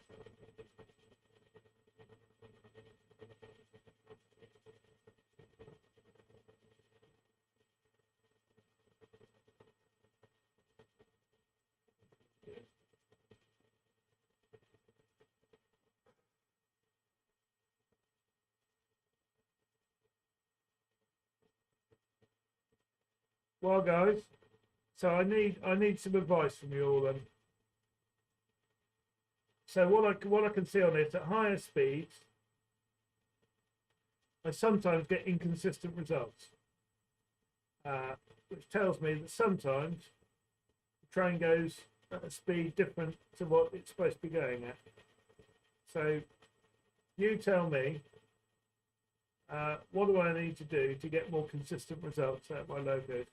Because if I can't get consistent results, then basically I can't do anything. I can't reliably do any automation or anything because I just have things overrunning or underrunning all the time. And I can add more feedbacks, and I can do all sorts of stuff. But if the fundamental problem is that it doesn't run at the right speed, then what do I do? What do I do? Yeah, no, Jeff, we had this argument last time. I think there's no harm in having a little bit of deceleration, because all it does is it positions the loco slightly further out for the next test, going back the other way, and that means that it can get up to speed before it hits the measuring block. James, so I got my CV3 will be 0, and my CV4 will be 0, except I'll when I'm doing the calibration, I'll set CV4 to be a little bit. Yeah, all right. So what I'm going to do, I'm going to change my CVs. I want to set the mid. I want to set the mid speed, so I get a slightly flatter line. And so looking at it, whatever it is, speed step 63 or 64. I mean, if my top speed's 30, then top speed 60, then I want that to be about 30. And at the moment, 30 is 85.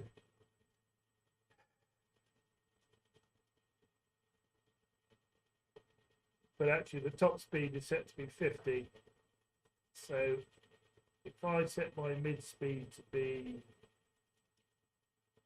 32, that should give me a reasonably flat line. Right, what you're saying. How do you know that deceleration is consistent?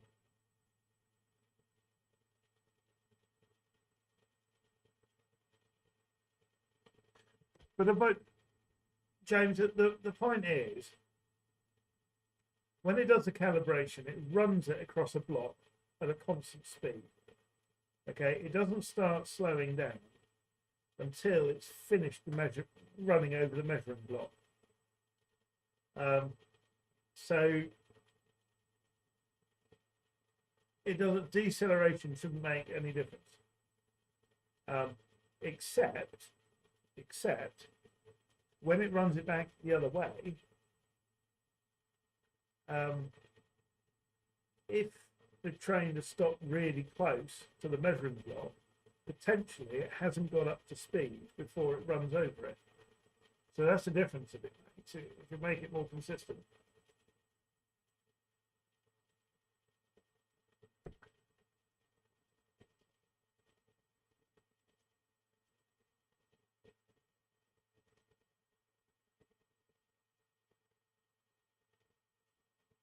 Yeah, no, Jeff. I mean, yeah, I know you've told me what you do, and I'm sure that's great. But maybe you don't have the problem that I'm having, and it's not. But I mean, I've done test runs, without deceleration, and I've done test runs with deceleration.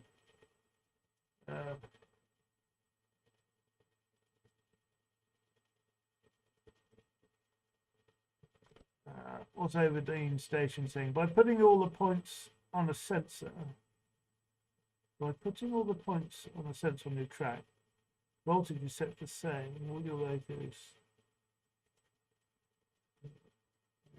iTrain sort it all out. Yeah, I'm deducing here that we leave a deceleration.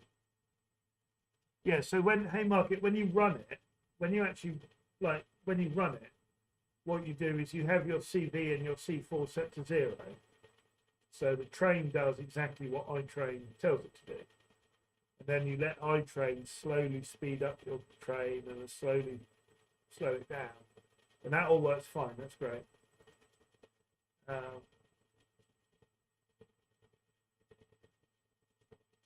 we go. All right. Well, what I'm going to do then, I'm going to set my mid speed. I've got the top speed I'm happy with. Top speed of about, what is it? About 60 miles an hour. That's fine. I'm going to set the mid speed so I get a flatter line. And then I'm going to set the CV3 and CV4 to 0. Because that seems to be the consensus view. So I'm happy to take advice. And then I will run a full test run. All right, so CV3 is 0. CV4 is 0. That's good. CV5 I'm happy with. 50. Right, hold on. Let me check what CV5 is.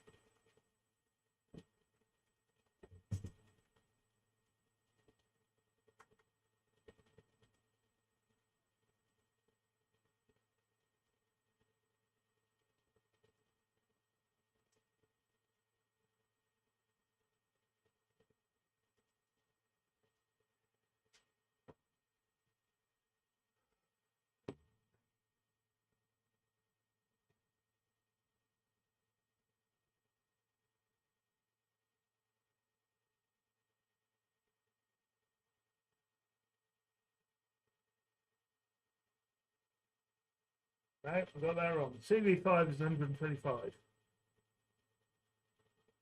Okay. And CV6 is 0. So 125. Okay, so I'm going to set CV6 to be about 85. I think that'll give me a flatter line.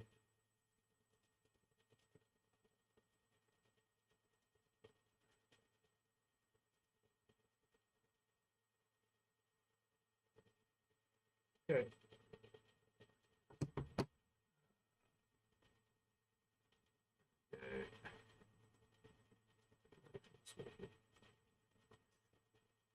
Right. I think I'm ready to do another run. Now, before I do, I just want to put the Jubilee back on the track to see if it sorts out.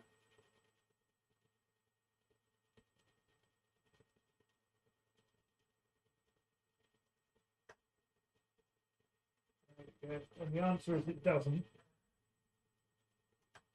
So maybe that means the decode is okay. So I don't know why that was shorting out, but everything seems to have settled down.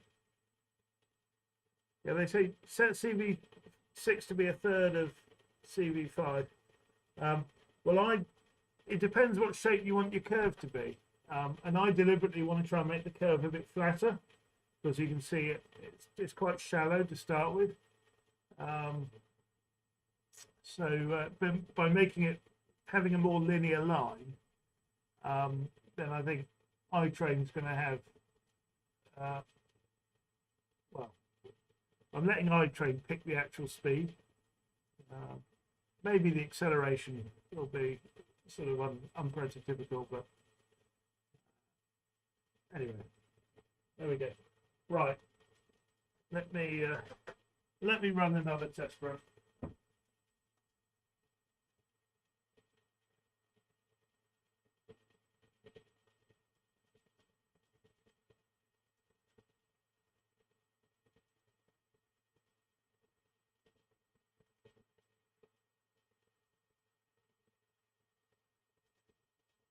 Okay. Right, so we'll clear all this out.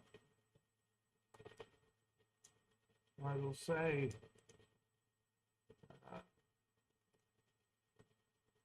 well, let's do this, like you say, with speed step 6 to start with. Sorry, with speed step every 10 speed steps. And let me just run it and see if I can get a sort of consistent results, and then I'll fill in the gaps if necessary. So I think we're all set. Let's go.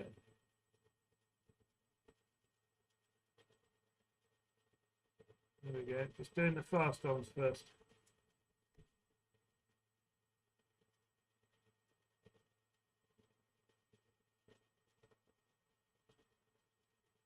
There we go. Top speed 61, 62 miles an hour. That's about right. That's what I would have wanted.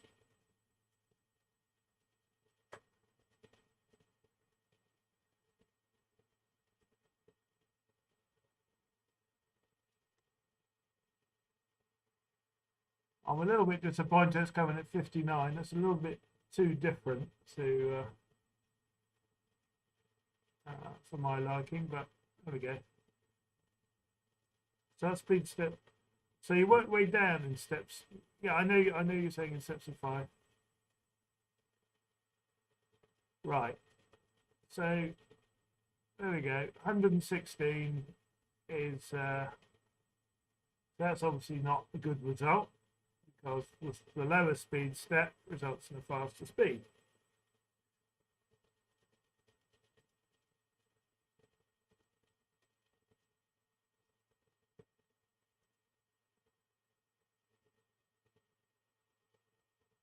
So you see, I wonder if my inconsistent results are caused by not having good electrical pickup at the, on all the wheels. So sometimes it gets a little bit further along the track until the second set of wheels or whatever actually picks up and then triggers the block or the lack of the block or whatever.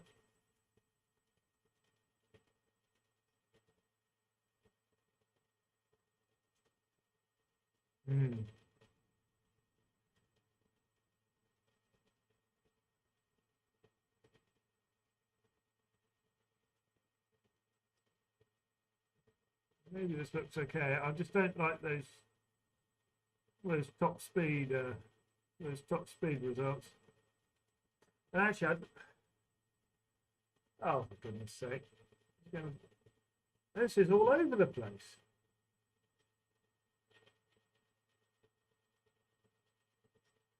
Right, come on, Jeff. You explain to me why I'm getting these wiggly lines. Why am I not getting? Why am I not getting better results than this?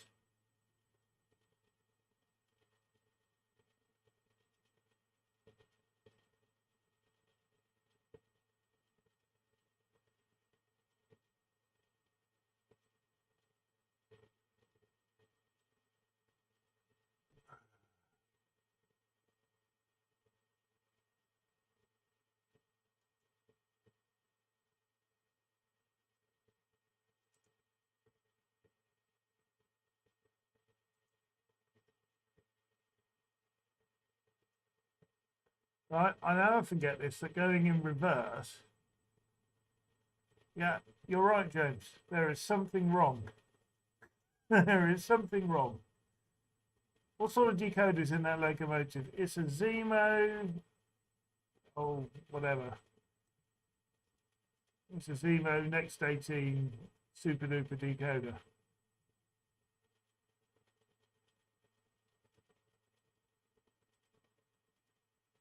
But we just did a bunch of tests and they all came out on the line, didn't they?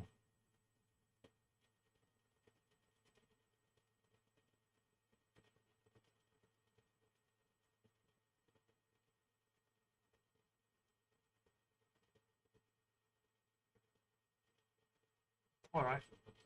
Well, I'll tell you what. I'm not happy with this. Where's it go? In a minute, I'm going to stop it, and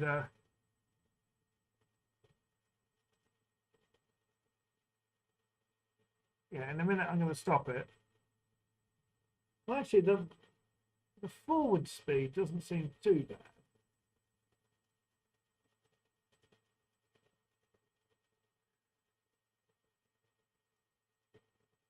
I mean, yeah, I've got other decoders I can put in. But I get these sorts of I sort of have this problem with with all of my stuff. So I was trying to calibrate my class 50, and I was getting these sorts of problems. And I thought, is it something I've done in the conversion? You know, if I've messed it up mechanically or whatever. This is a new loco that's reasonably well, it's DCC ready. So all I've done is put the decoder in. So I haven't messed this up mechanically. You know, I've put different decoders in, so shouldn't be a decoder issue. So the only other thing I'm thinking is it can't be something to do with the controller or, you know, that's ridiculous.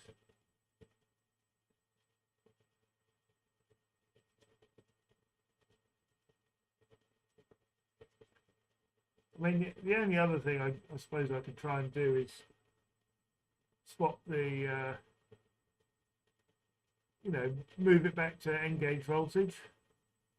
Maybe that makes a difference. Who knows?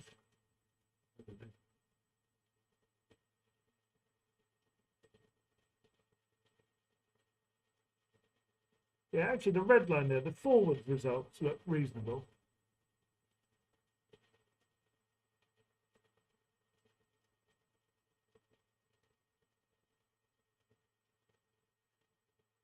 All right.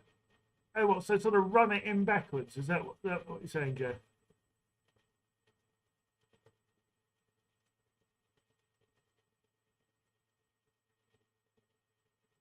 That's a sensible idea. I like that idea, Jeff. Because I mean, you know, it's plenty of running around forwards, but maybe not so much backwards. Yeah.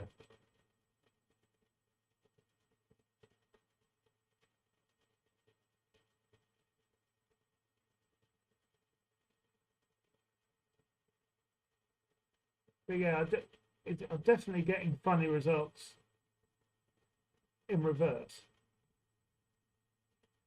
That doesn't look so good at all.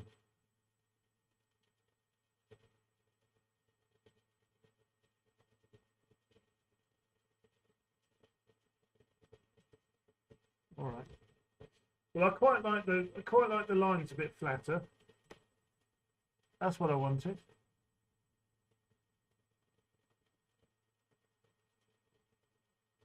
So I'm pleased about that.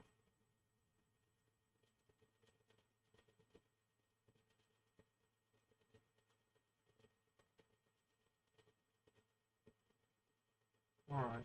Well, I'm not going to keep these results anyway. So I might as well put this in the bin.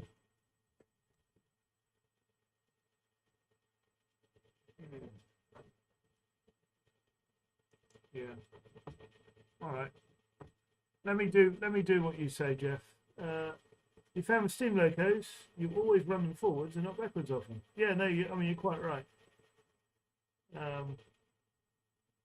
All right. Let me give it an absolute blast going backwards in. What I'm going to do, program it. CV5.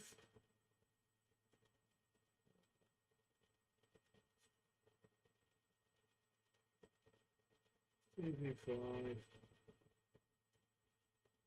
Set that. I'll set the top speed. Okay. It's done. Right, in reverse.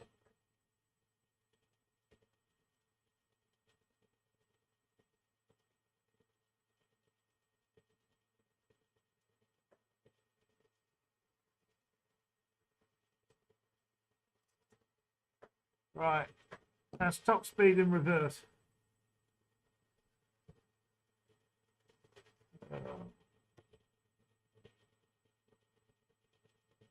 And its contact is just stop. Why is it just stop?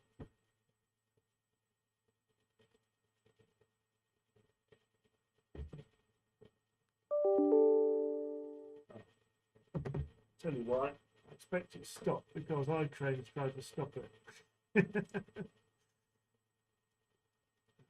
Cool. Apply the speed measurements if you like. Right, mixed freight. Let me try and drive it from iTrain.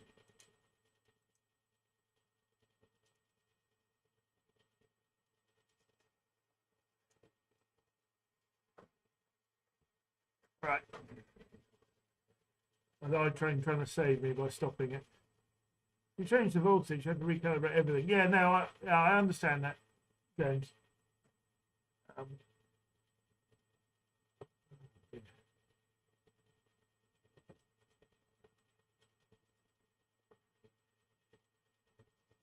right. I think what I'm going to do is disconnect disconnect iTrain so I can drive it manually. That's quick.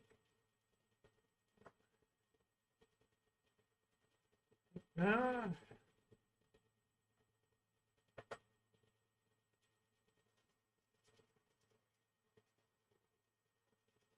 Right, there we go. That is whizzing round and round at top speed.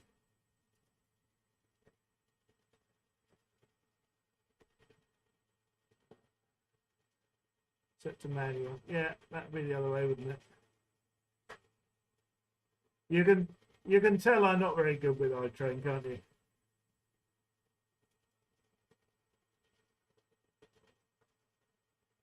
iTrain set to auto. Yeah. Oh dear. What a carry on. What a carry on. So what I was hoping to do in this stream, but obviously it's been a disaster, but nothing's worked. What I was hoping to do in this stream is to set up a new train type of being sort of like a branch line passenger service, and then assigning my new loco, which we've not even talked about today, but assigning my new loco, to that, making it to a train that's a branch line passenger service, and configuring it all up and getting it all working. In particular, what I wanted to do was to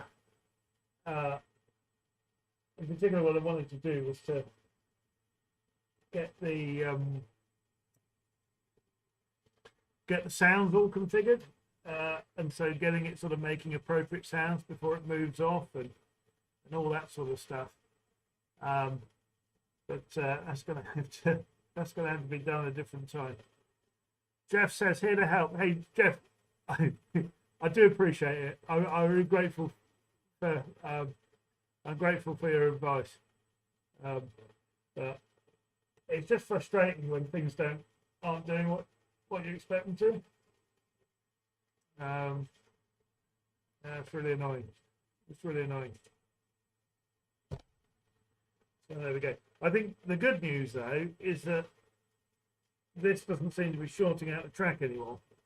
So I think what I'll do is I'll go and put the Jubilee back on the track and see if I can get things working again. Get that one working again.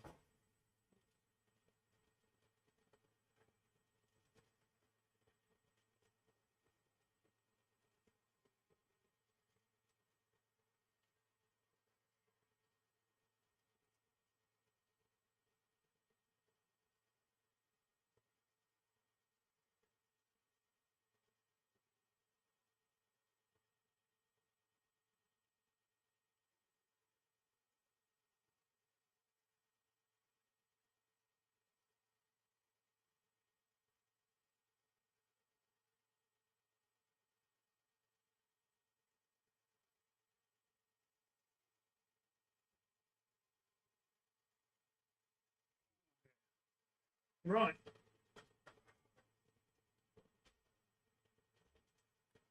Well, that's better. Well, I'm pleased. I got to say, I'm pleased. I'm pleased that's sort of back working. I don't mind recalibrating this 8F, but like I said, I wanted to get a flatter line anyway, a flatter speaker. So shall I? Let me tell you about this new loco that I got. So it's a Midland compound, and I got a few problems with it.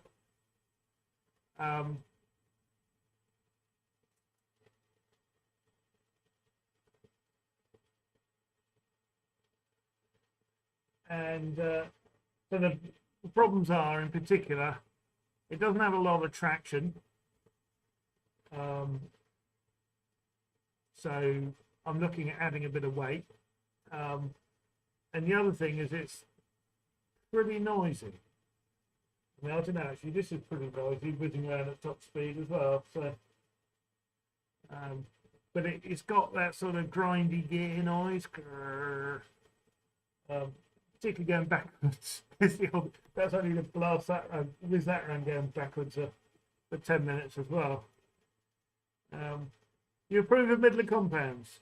I disapprove of problems. I hope you managed to fix them. Oh, thanks, James. Hopefully I will.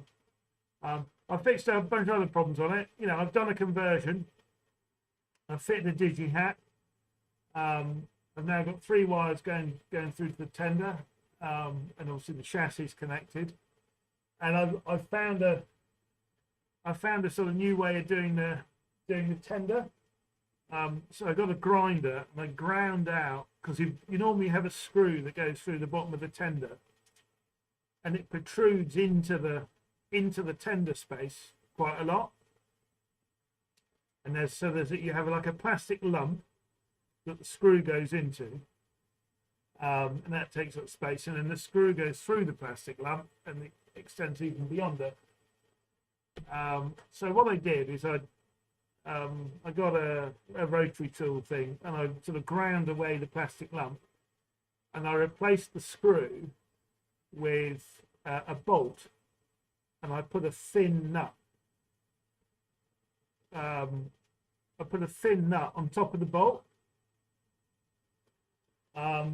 and I also wrapped a few strands of wire around the bolt, so electrically it makes a connection with the chassis as it passes through, and then I can take the chassis connection inside the tender by having a wire under the nut.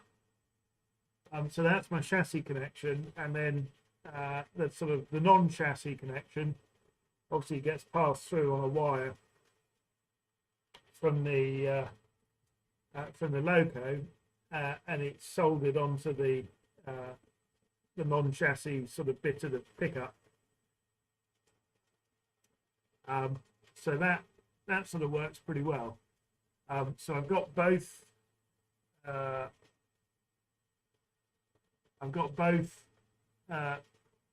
Rails connected there, and also I've got more space. It's sort of saved me about 3 millimeters within the tender. So I've then fitted a Next 18 socket, so I can then put Next 18 sound decoder, obviously, and there's just room up the other end of the tender for a mini speaker, like a really small speaker. But in order to get that fitted, I had to grind away a little bit of the sort of the tender chassis thing. But anyway, I'll make a video and I'll show what I've done. But I'm pretty pleased with the conversion. It's pretty neat, and I think it's hopefully it works pretty well. So that's good. Right. How long's that been running around for? A few minutes. Let me just run it forwards as well, and then we'll recalibrate, see how it goes.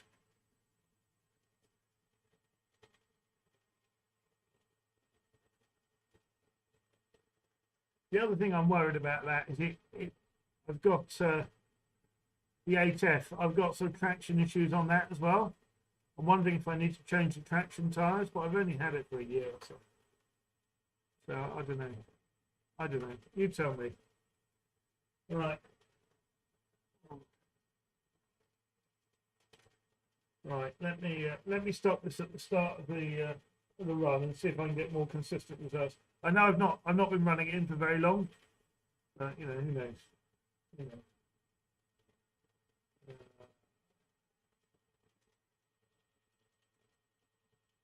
There we go. Right. That's all there. Let me connect.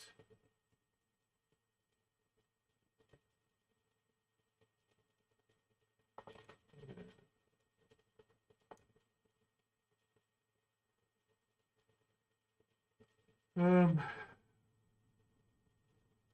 right. Speed measurements.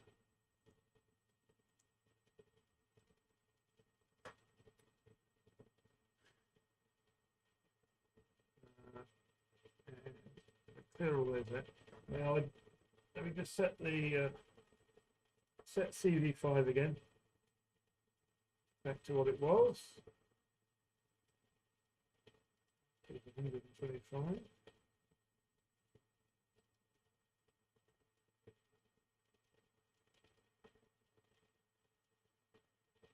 Okay.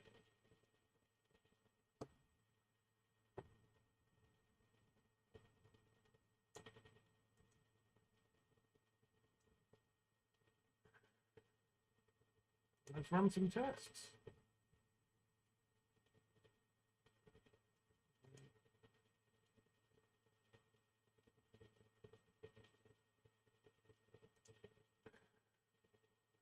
Start again. Let's run some tests.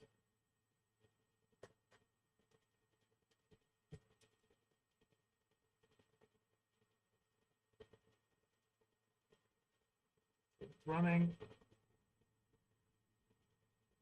There we go. 60 miles an hour top speed. That's what I would have hoped for.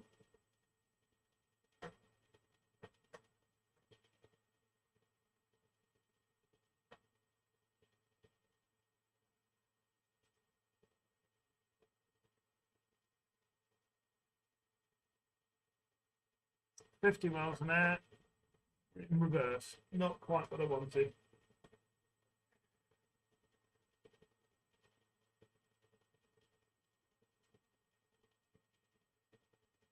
That looks like a good result. A little bit less.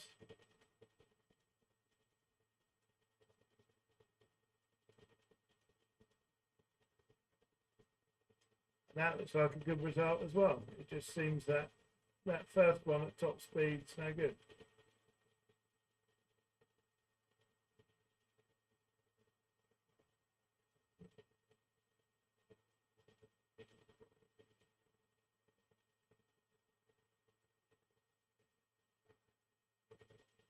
Not sure about that one.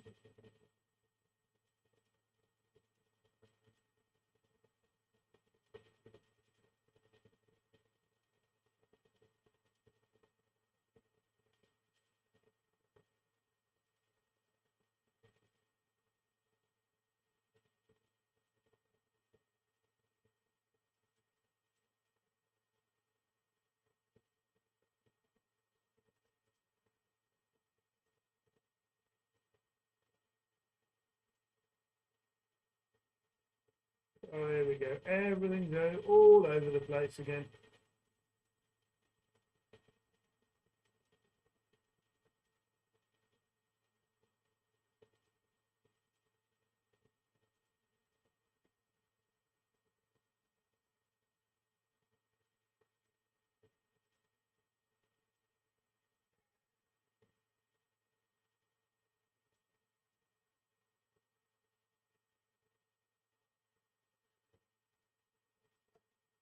So I suppose I'm wondering here if I need to change some of the PID CVs.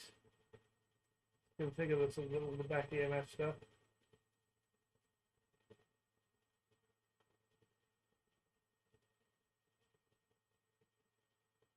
Well, we can do a decoder swap. All right, we can do a decoder swap.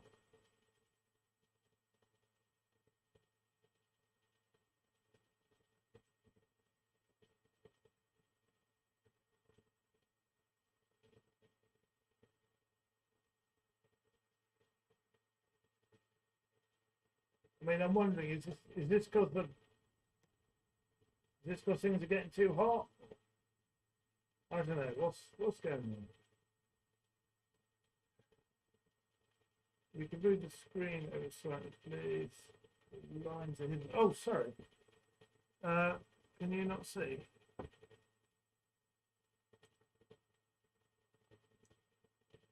Right.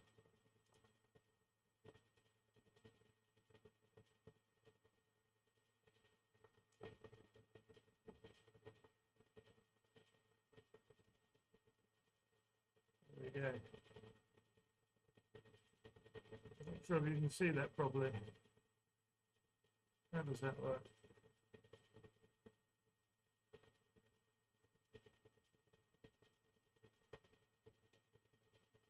Does that work better?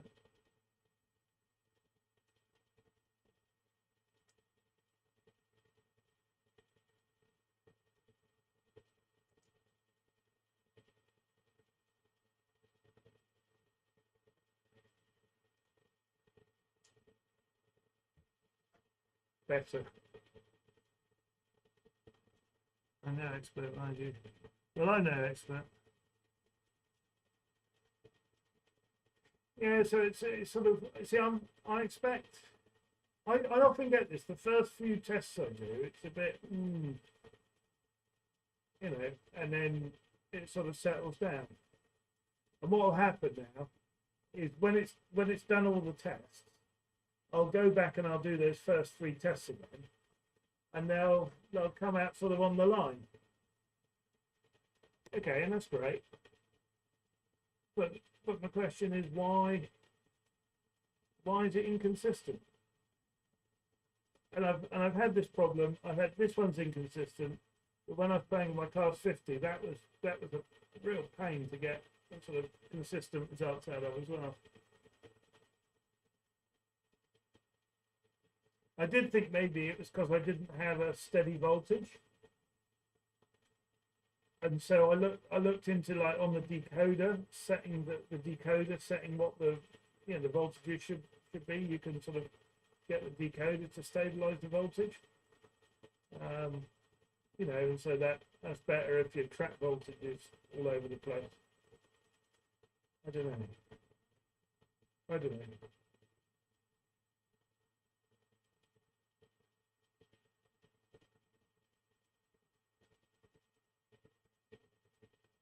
It's a shame. This I was hoping to do a stream where I'd have 4 trains dancing around each other all over the place, but it's not been like that at all.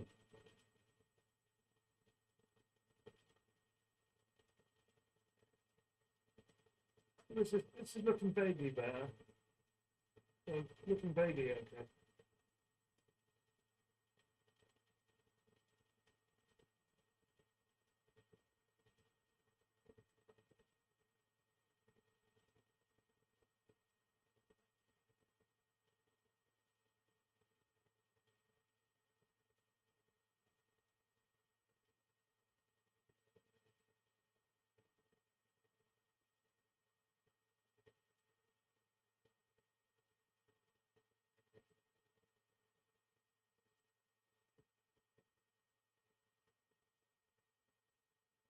So another advantage of having a more linear line is that the calibration runs don't take so long because there aren't so many at a slower speed.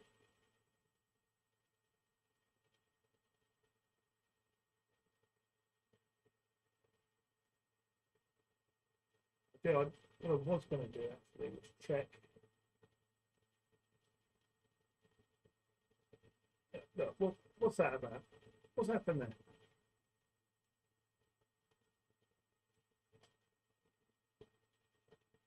What's happened there? Reverse looks better than forward this time.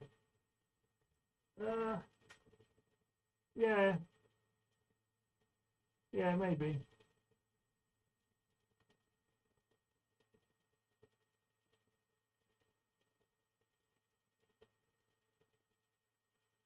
Maybe. So, Jeff, when you calibrate something, you always just get a perfect line, do you? It always just, perfect results every time.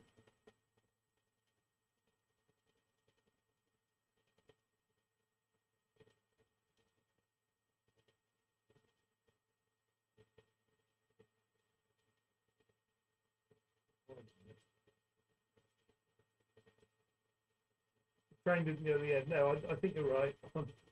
Whichever one it was. I think probably what happened, it lost pickup, so it thought it left the block. So it just stopped. So maybe there's an issue there. I need to clean the wheels.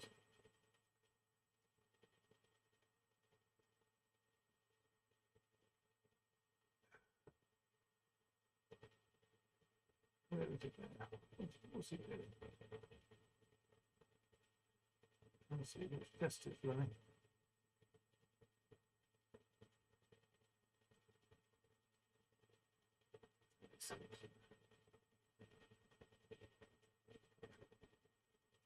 Can't see where it's gone. Where's it gone?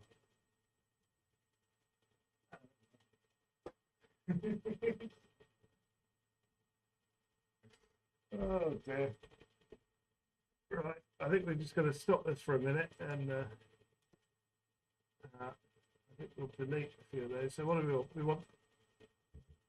We'll do 36 again, 36, 26, 16, 6.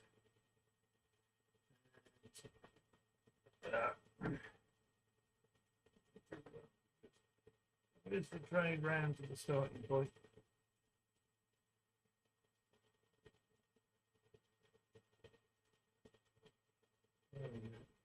I do like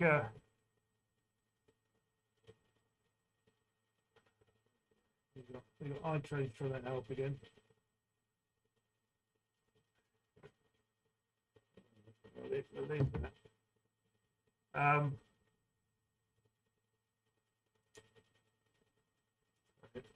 We'll just wait for it to drive around. What are you saying? No, never perfect, but 5 mile-an-hour difference in N gauge is nothing to worry about. Oh, yeah. Yes, clean track and wheels are very important. Yeah, of course. Well, that's how to do a bit of wheel cleaning.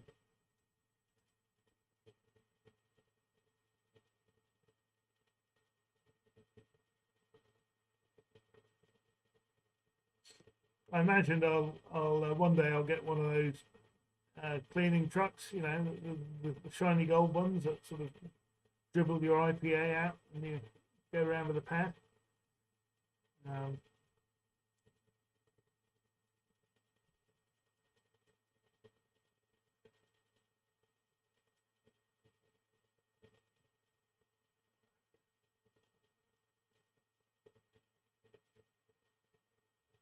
So while you're doing the speed measurements, then does oh right, so it keeps track of where everything is while you're doing it.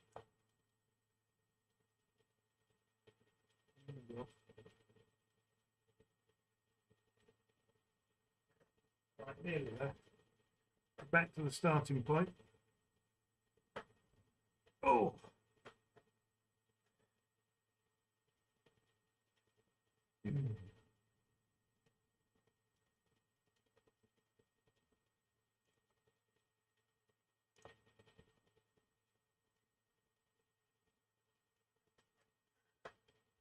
So this is doing 36, I think. 36, there we go. It's doing the test now.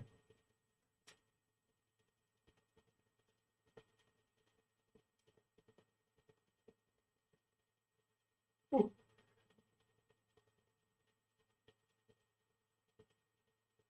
I remember what I haven't done. I did want to change the starting speed. I think I've actually got something set for CV2.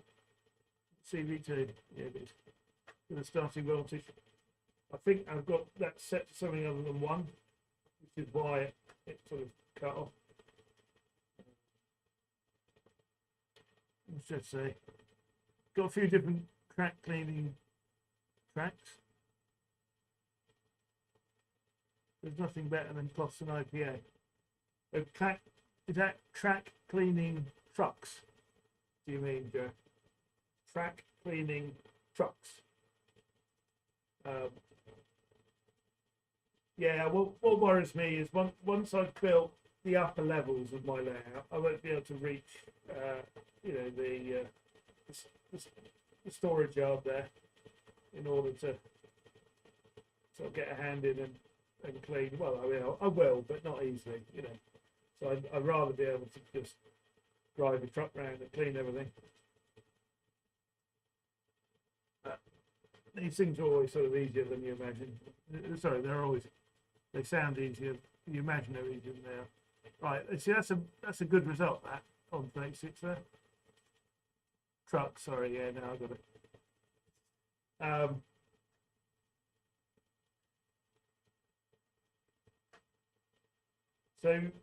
So Jeff, do you not recommend getting a track cleaning truck? Track cleaning truck. Mm.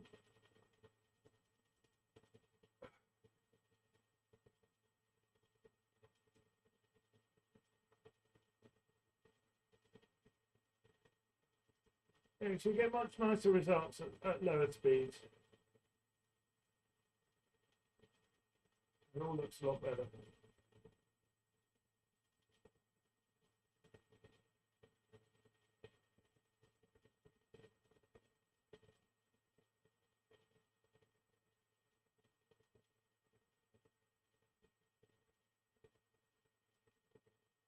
As Haymarket say, one reason I took down my previous layout was track cleaning. Got to be able to get to the crack in that experience. Yeah. Yeah. No. Well, I mean, I will in my in this layout. What I'll be able to do is, because the whole thing's been designed to be portable, not like regularly portable, but I need to be able to easily yeah, I'm going to move house one day, so I need to be able to sort of take it apart and get it out the door. So there's a join, which there's a join across here. There's a join across here. So I can take the two bits apart and then take the legs off, turn it sideways, get it out the door. But what that means is I can easily take it apart and get sort of against the wall. So where those eight lanes are against the wall, I can sort of get in there. I can move it away from the wall, and so if I need to, I can do that. Now I can easily get a hand in and clean those 8 tracks. Or get stock out or whatever, and obviously I can go in from underneath in the middle there, because it's all open frame construction, so I can easily go in from underneath to get a hand in. But I just don't like that.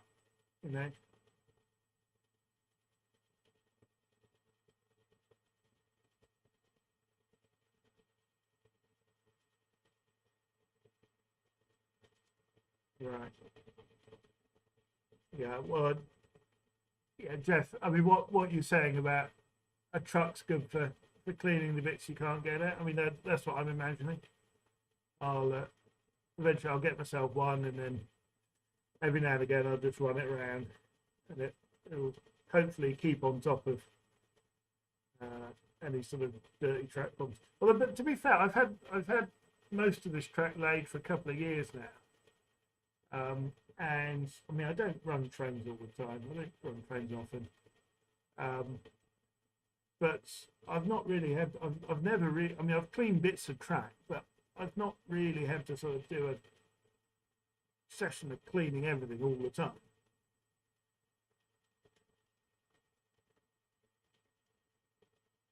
Oh, track that doesn't tarnish from DCC Concepts. Yeah, I mean, it's a good sounding idea.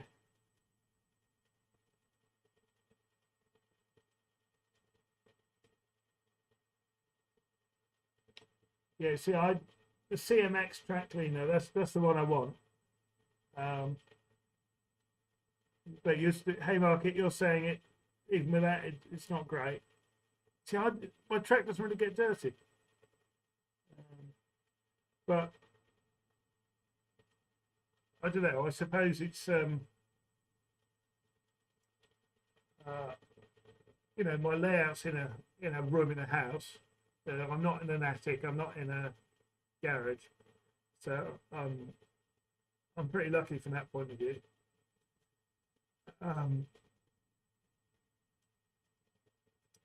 And yeah, and I don't run it all the time, so I suppose I can hope that the track stays reasonably clean. Right, where are we up to? We're almost done, I think. We're just doing the last. We're just doing the last test. So actually, I can see it's not. I'm going to end up with a.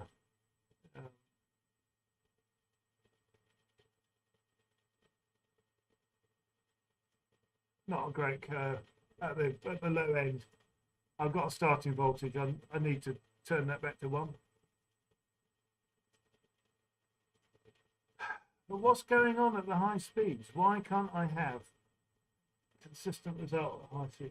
It's weird. This winds me up no end. It really does wind me up.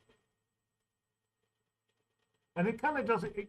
It sort of doesn't matter if it's a bit hokey around the top, because when you're running at fast speed, you're going into the next block anyway. You're not stopping. And then as you slow down, you then get better results and so on. But I don't understand why this particular loco was overrunning the blocks all the time.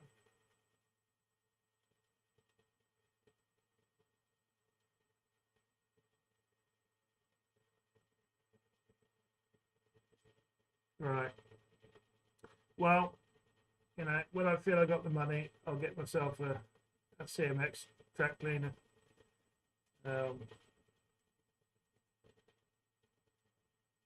Will the motor be running hotter at high speeds? Yeah, I don't know. Does it?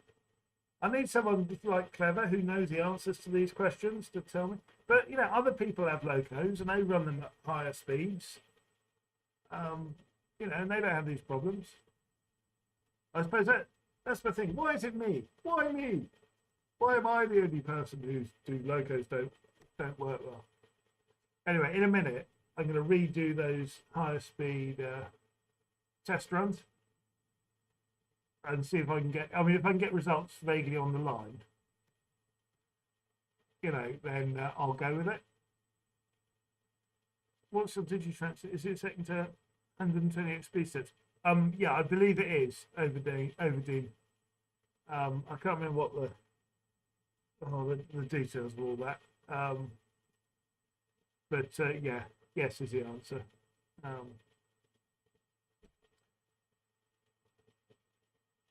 Fair point, might be unique to that particular motor type. Well, yes, but I've had this problem on more than one loco. It's got different types of motors. Run my finger on one of the rails. Why? Yeah, I will, Jeff, if you want. Can you just tell me why do you want me to run my finger on one of the rails? Is that about the track being dirty, or is that about?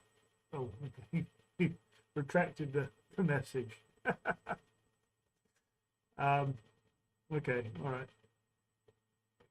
Yeah, Jeff, if you can just explain why do you want me to run my finger on one of the rails? I don't want to create a short or whatever and mess up the test. That's the only thing. It's almost done the test actually.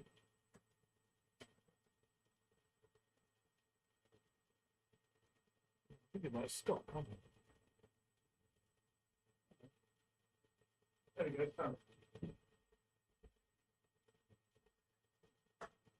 Oh, it will show up any dirt or grunge. Oh, right, okay. Right. So here we go. I'll just run my finger on the thing, and well, I don't know. Can you see that? There's a little line of grunge, but not really.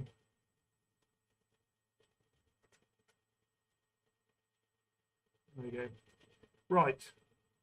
So that's vaguely good. Let's rerun.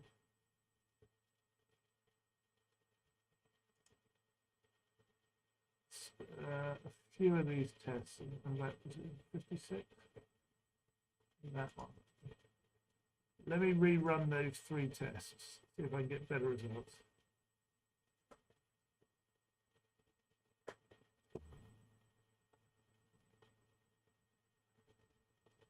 What's it doing? No, stop. Don't you need to rerun number 6?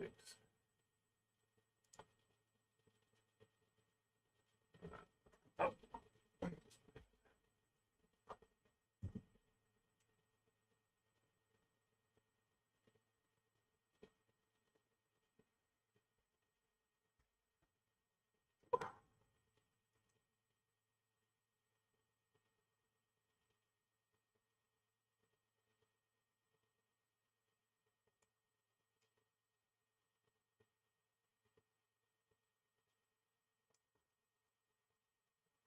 What's it doing?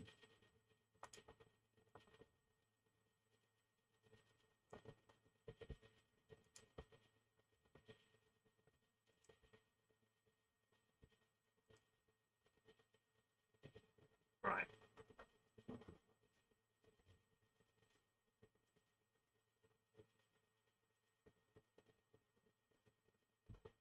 So I'm just trying to get it to rerun the tests where the results were sort of all over the place. And hopefully I'll get a more consistent result for those ones. Yeah, see, it's doing 56 at the moment.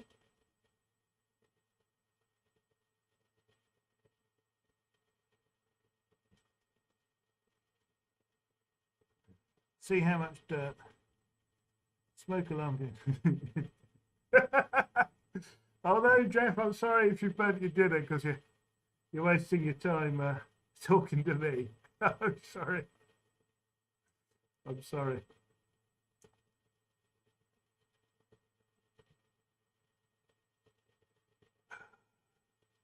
Ah, right. So that 56, that's a better result. Okay, so let me just run the fields. Yeah, Jeff. Hey, great to have you here, Jeff, and thanks for all your help. That's been really useful. I know you're very patient putting up with me. I know I never do what you suggest. I always argue with you. But thank you, Jeff. Thank you.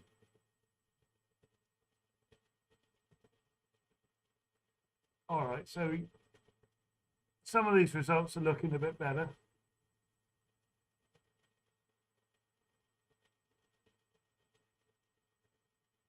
So which one's it doing there? Is it just the...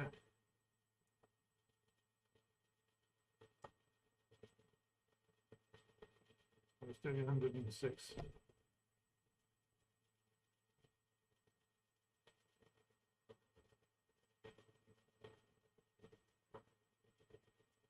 Okay, I like that result.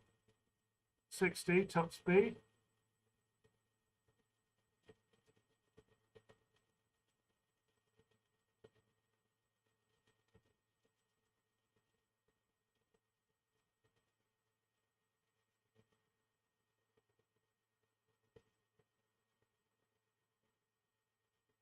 There we go.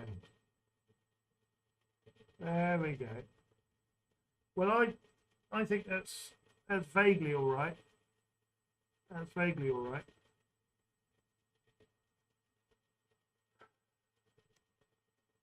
So I'm going to apply that. Oh, hold on, what's this one? 86. Does that want redoing?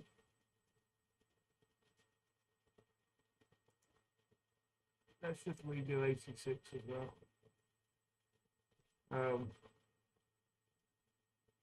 Yeah, no, you're right, Haymarket. But I just don't understand why is it always all over the place. It's, oh no, I've messed it up there, haven't I? I'm going to do this one again. Why do I sometimes get results that are sort of out of whack? And I think maybe it's to do with the.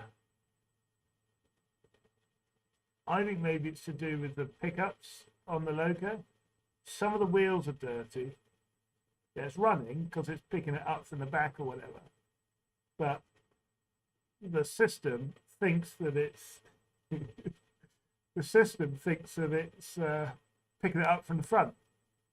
So it assumes Just from it, see the results. That's great. Yeah, yeah. No, thanks, Jeff. Apart from this last one, let me just. I'll do this one more time. Oh dear. Come on, come on. Let's get the line flat. Oh, that's better. Hey. Oh dear, oh dear. Right. Let's see if we can have the green one. Just close that gap up a bit, and then I'll be happy. I'll settle with that.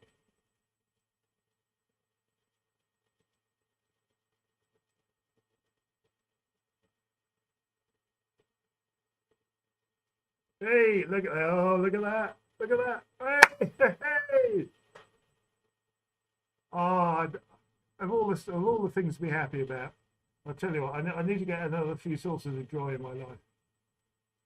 But this is good. This is a good thing. I'm going to settle with that.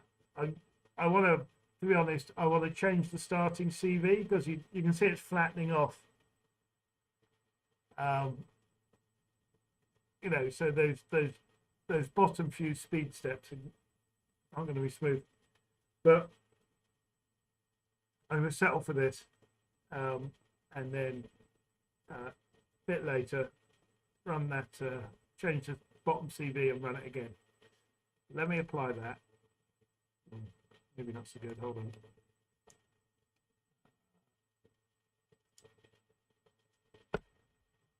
Delete those.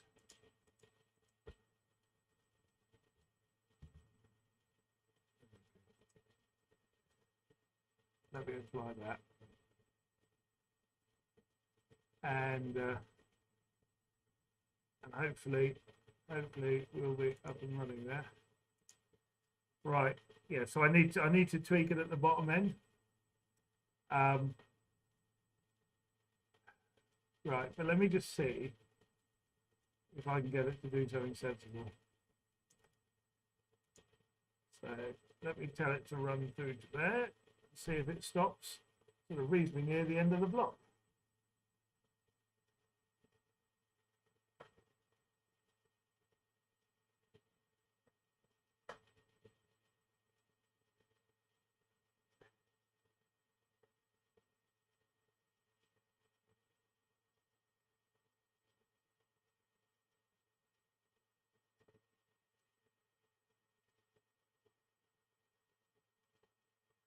So I'm not sure why it was sort of ramping it up gently there. That seems a bit strange.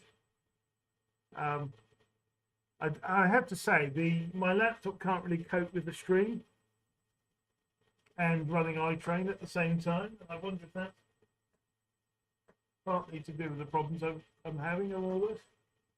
All right, well, it stopped, not in the perfect place, but it stopped being. It hasn't overrun, put it that way. Let's move on to the next block.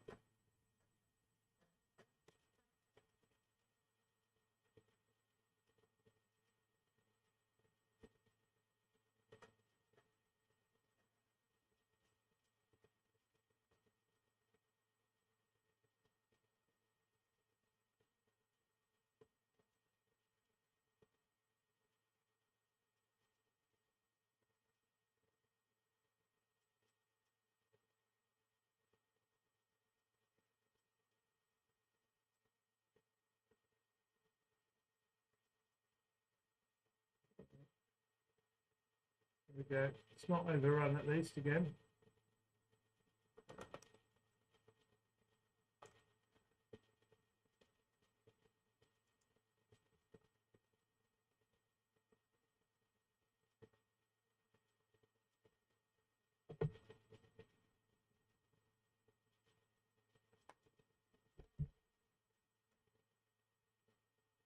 It's just coming around the top now.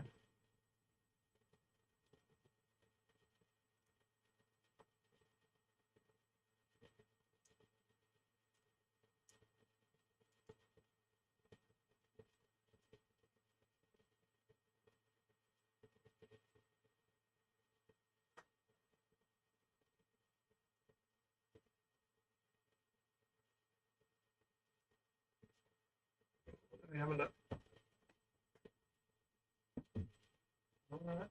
quite nice. That stopped in pretty much the perfect position. Let me run that on the block 4.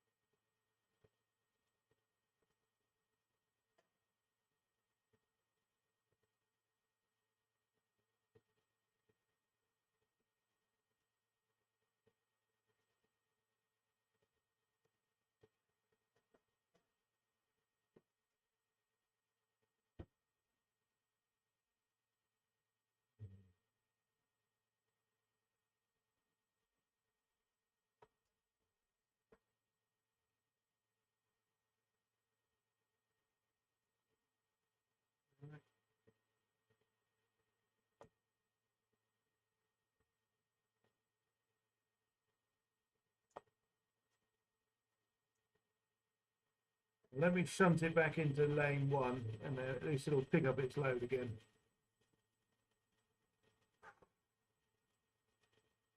Now I think that's probably where we need to end this stream. Dinner time. Yeah, no, it's dinner time for me too. But hey, Market, great to have you here. Thanks for your company, and I'm sure I'll catch up with you another time. All right, all the best. There we go. Get it to back it into lane 1.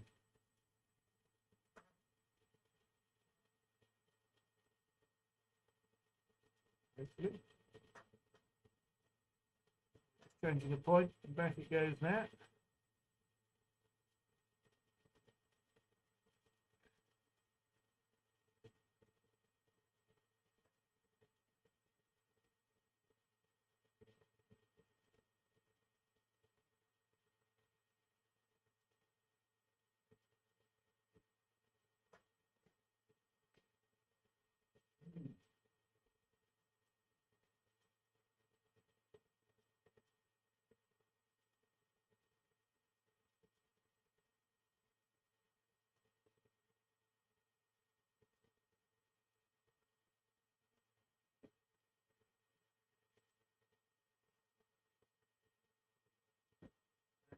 Still going a little bit further than I wanted to sometimes, but there we go. I feel a little bit more confident now that's done. Anyway, look, I'm gonna have to finish the stream there. But thanks for coming, those of you who've come in, well, bit of a disaster of a stream, but there we go. We'll have another go. I'm gonna try and do a video next. I've got a few things to do. I want to show you about the conversion on my Midland compound, and I also need to get cracking building a bit more track. Anyway, I'll catch up with you all again another time. All right, all the best. Bye now.